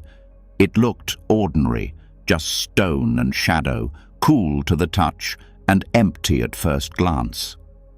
But for the monks of a nearby monastery, this cave was sacred. They called it the Mirror Cave, though there were no mirrors inside. What made it different was this: whatever feeling you brought into the cave, it gave back to you, amplified. Angry minds found it suffocating. Restless thoughts echoed like thunder. But if you entered the cave with peace, it returned that peace 100-fold. The walls didn't reflect sound. They reflected state. Each year, monks were sent there in silence, not to seek answers, but to meet themselves. One young monk, eager but unsettled, was sent early in his training. He sat in the cave's center and waited for calm to descend. Instead, his heart raced. His thoughts grew louder. The stillness made his mind scream. Every doubt he had echoed off the stone. You're not ready. You're not enough. You're wasting time. He fled the cave. His teacher said nothing, only nodded and told him to return the next day, and the next, and the next. At first it was unbearable, but slowly something shifted. The monk stopped trying to control the cave. He stopped demanding peace. He simply breathed. He began noticing the silence between his thoughts, the way his breath softened the air, how the cave didn't fight him, it only mirrored him. Weeks passed. One morning, as sunlight touched the entrance, the monk sat with no expectations, no need to fix, no need to understand, and the cave returned silence, not as emptiness, but as presence, still, whole, vast. When he stepped outside, he felt no triumph, just stillness walking on two legs. This story speaks gently to the deepest part of us. We seek peace in books, in teachings, in rituals, but peace cannot be given. It can only be met. The cave reflected what was already inside, and so does life. So does the body. So does the moment. When the world feels too loud and rest feels far away, be still, not to escape, but to see. And if the cave within you reflects noise, keep sitting. Let the thoughts echo. Let them lose their urgency. And soon, peace will return, not because the cave changed, but because you did. The tree that prayed in silence. At the edge of the monastery garden, where the wind softened its voice and even birds sang more gently, there stood an old tree that no one had planted. It was too old to have a name, too still to need one. Its bark was cracked like the palms of the monks who sat beneath it, and its roots wove so deeply into the earth that rain seemed to fall just for it. No flowers bloomed on its branches, no fruit ever grew. Yet the monks called it sacred. Each morning, before the first bell rang, a few would gather near the tree, not to chant, not to speak, but simply to sit. They said the tree was praying, and if you listened not with ears, but with breath, you could feel its prayer inside you. It was not asking for anything. It wasn't seeking forgiveness or enlightenment. Its prayer was not a plea. It was a presence. A young monk once asked the abbot, "How do we know it's praying if it makes no sound?" The abbot touched the tree's bark and replied, "Because it has stayed through every storm and never once asked the sky to be different." The boy didn't understand at first. He had always thought prayer was words, hope, intention. But the more he sat by the tree, the more he began to feel what it offered. A kind of quiet that didn't end when thoughts began. A peace that didn't need to be spoken into being. The tree didn't talk to the divine. It was the conversation. Every still leaf, every patient shadow, every root that kept holding the ground, even when no one noticed. In time, the boy stopped trying to speak when he prayed. He simply breathed, sat, stayed. And he began to realize that sometimes the deepest prayer is not a cry upward, but a soft falling inward. A return, a listening. This story teaches something too soft for most minds to chase. Prayer is not always a reaching. Sometimes it is a resting, a surrender without drama, a quiet alignment with what already is. The tree that prayed in silence didn't move mountains, but it reminded those around it how to stop trying to carry them. And when night comes, and the world feels heavy, don't search for the right words. Just sit. Just breathe. Let your stillness become the prayer. Like the tree, offering nothing but presence and receiving everything in return. The cup that tasted stillness. In a quiet monastery nestled in a valley where the wind forgot to hurry, tea was not just a drink. It was a ritual, a meditation, a prayer without words. And there was one particular cup that the monks used only during the final tea ceremony of the year. It was plain, clay, no color, no design. But it was known to every monk as the cup that tasted stillness.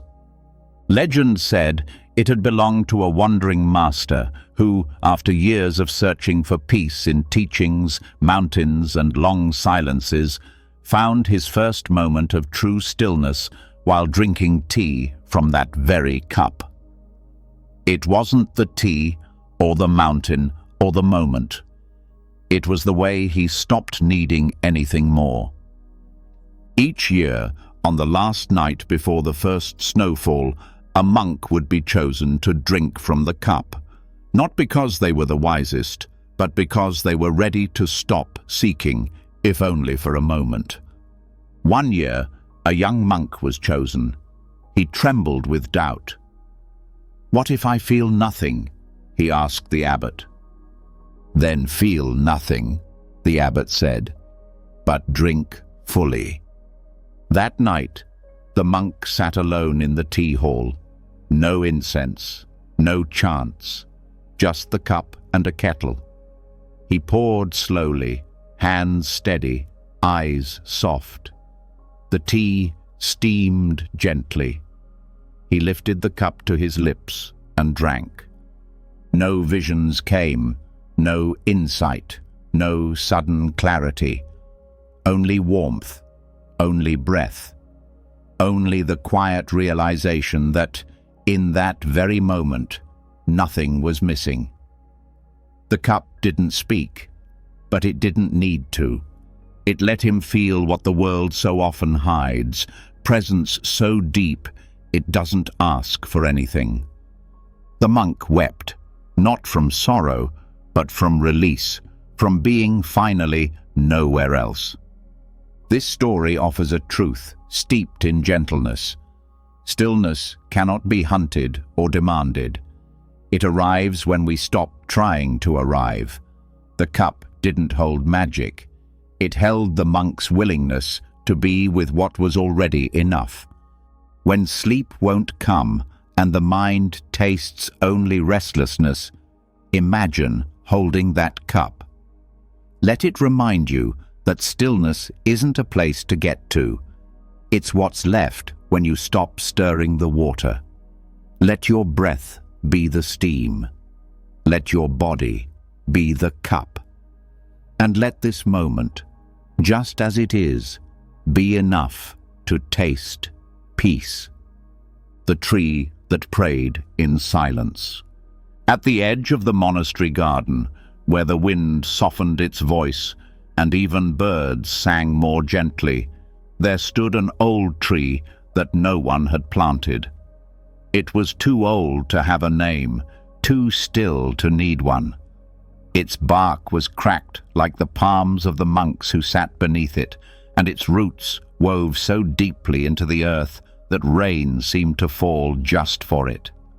No flowers bloomed on its branches, no fruit ever grew, yet the monks called it sacred. Each morning, before the first bell rang, a few would gather near the tree, not to chant, not to speak, but simply to sit. They said the tree was praying, and if you listened not with ears, but with breath, you could feel its prayer inside you. It was not asking for anything.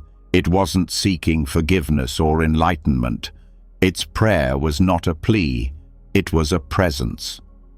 A young monk once asked the abbot, "How do we know it's praying if it makes no sound?"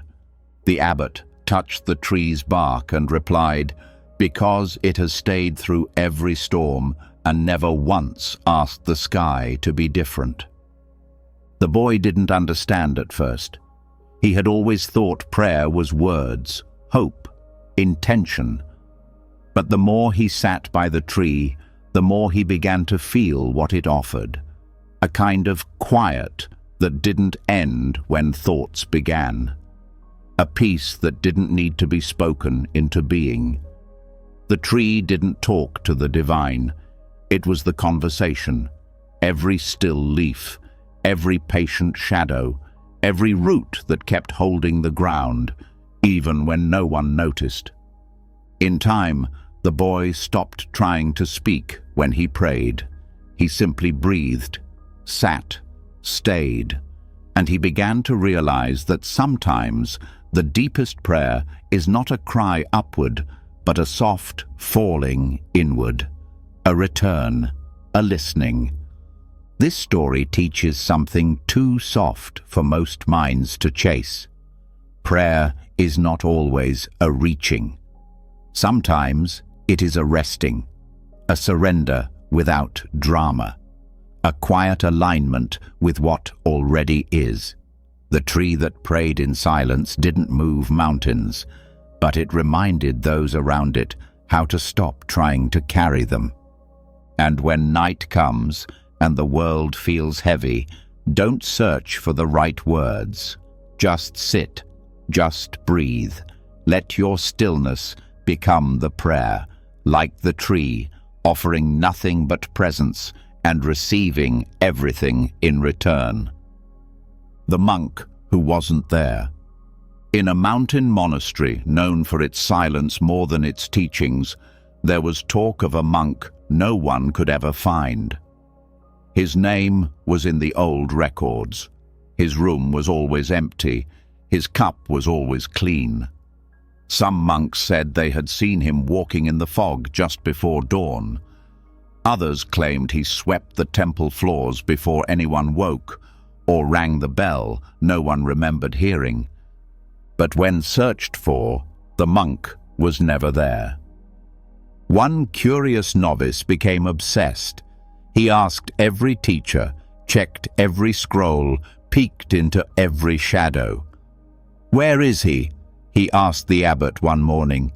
The abbot, who had grown quieter with age, smiled gently. "He is where minds stop looking." The novice didn't understand. Over time, the boy tried to let go of the mystery, but it followed him. Not with fear, but with invitation. When he sat in meditation and his thoughts fell away, he felt a presence, not someone watching, but something soft and open. When he walked through the hallways after dusk and caught his own reflection, he sometimes saw a flicker of someone behind him, calm, still, undemanding. And slowly, he began to understand. The monk who wasn't there had never needed to be. He wasn't a person. He was a practice, a reminder. He was what remained when the striving stopped, when identity dropped, when the I no longer needed to prove itself or be seen. The boy grew older. He learned to sweep the floors without imagining praise. He lit candles without needing someone to see the light. He sat in the gardens until his name felt distant. And one morning, a new novice asked him, "Where is the monk who isn't there?" The older monk smiled. "You passed him on the way in." This story is not about disappearance. It's about presence so pure it leaves no trace. The monk who wasn't there teaches the kind of stillness that doesn't claim space, that doesn't want recognition, that becomes peace simply by not needing to be more. In a world full of noise and self, there is freedom in being nobody. In slipping beneath the surface of roles, titles, even thoughts, not as escape, but as return. And when the mind is crowded and sleep feels far, become the monk who isn't there. Let go of the story, the need to be seen, the grip of becoming, and in that gentle absence, peace appears, quiet, clear, and whole. As the final whispers of these Buddha stories settle into your breath, feel how the silence they leave behind isn't empty. It's full of stillness, full of softness, full of the kind of peace that doesn't need to be chased. From trees that pray without words to seeds that wait centuries just to bloom, every story has carried you not away from life, but deeper into it. You've been reminded that stillness is not a pause, it is a return. That true rest begins not when the world quiets, but when the self does. And now, without needing to try, you are already there. Let your breath carry you into sleep the way the feather drifts through sky, not with effort, but with trust. If one of these stories touched something inside you, tell us in the comments which one stayed with you the longest. Your voice, even whispered, matters here. And if you'd like more stories like these, quiet, healing, timeless, be sure to subscribe. We'll be here, waiting gently, whenever you're ready to return.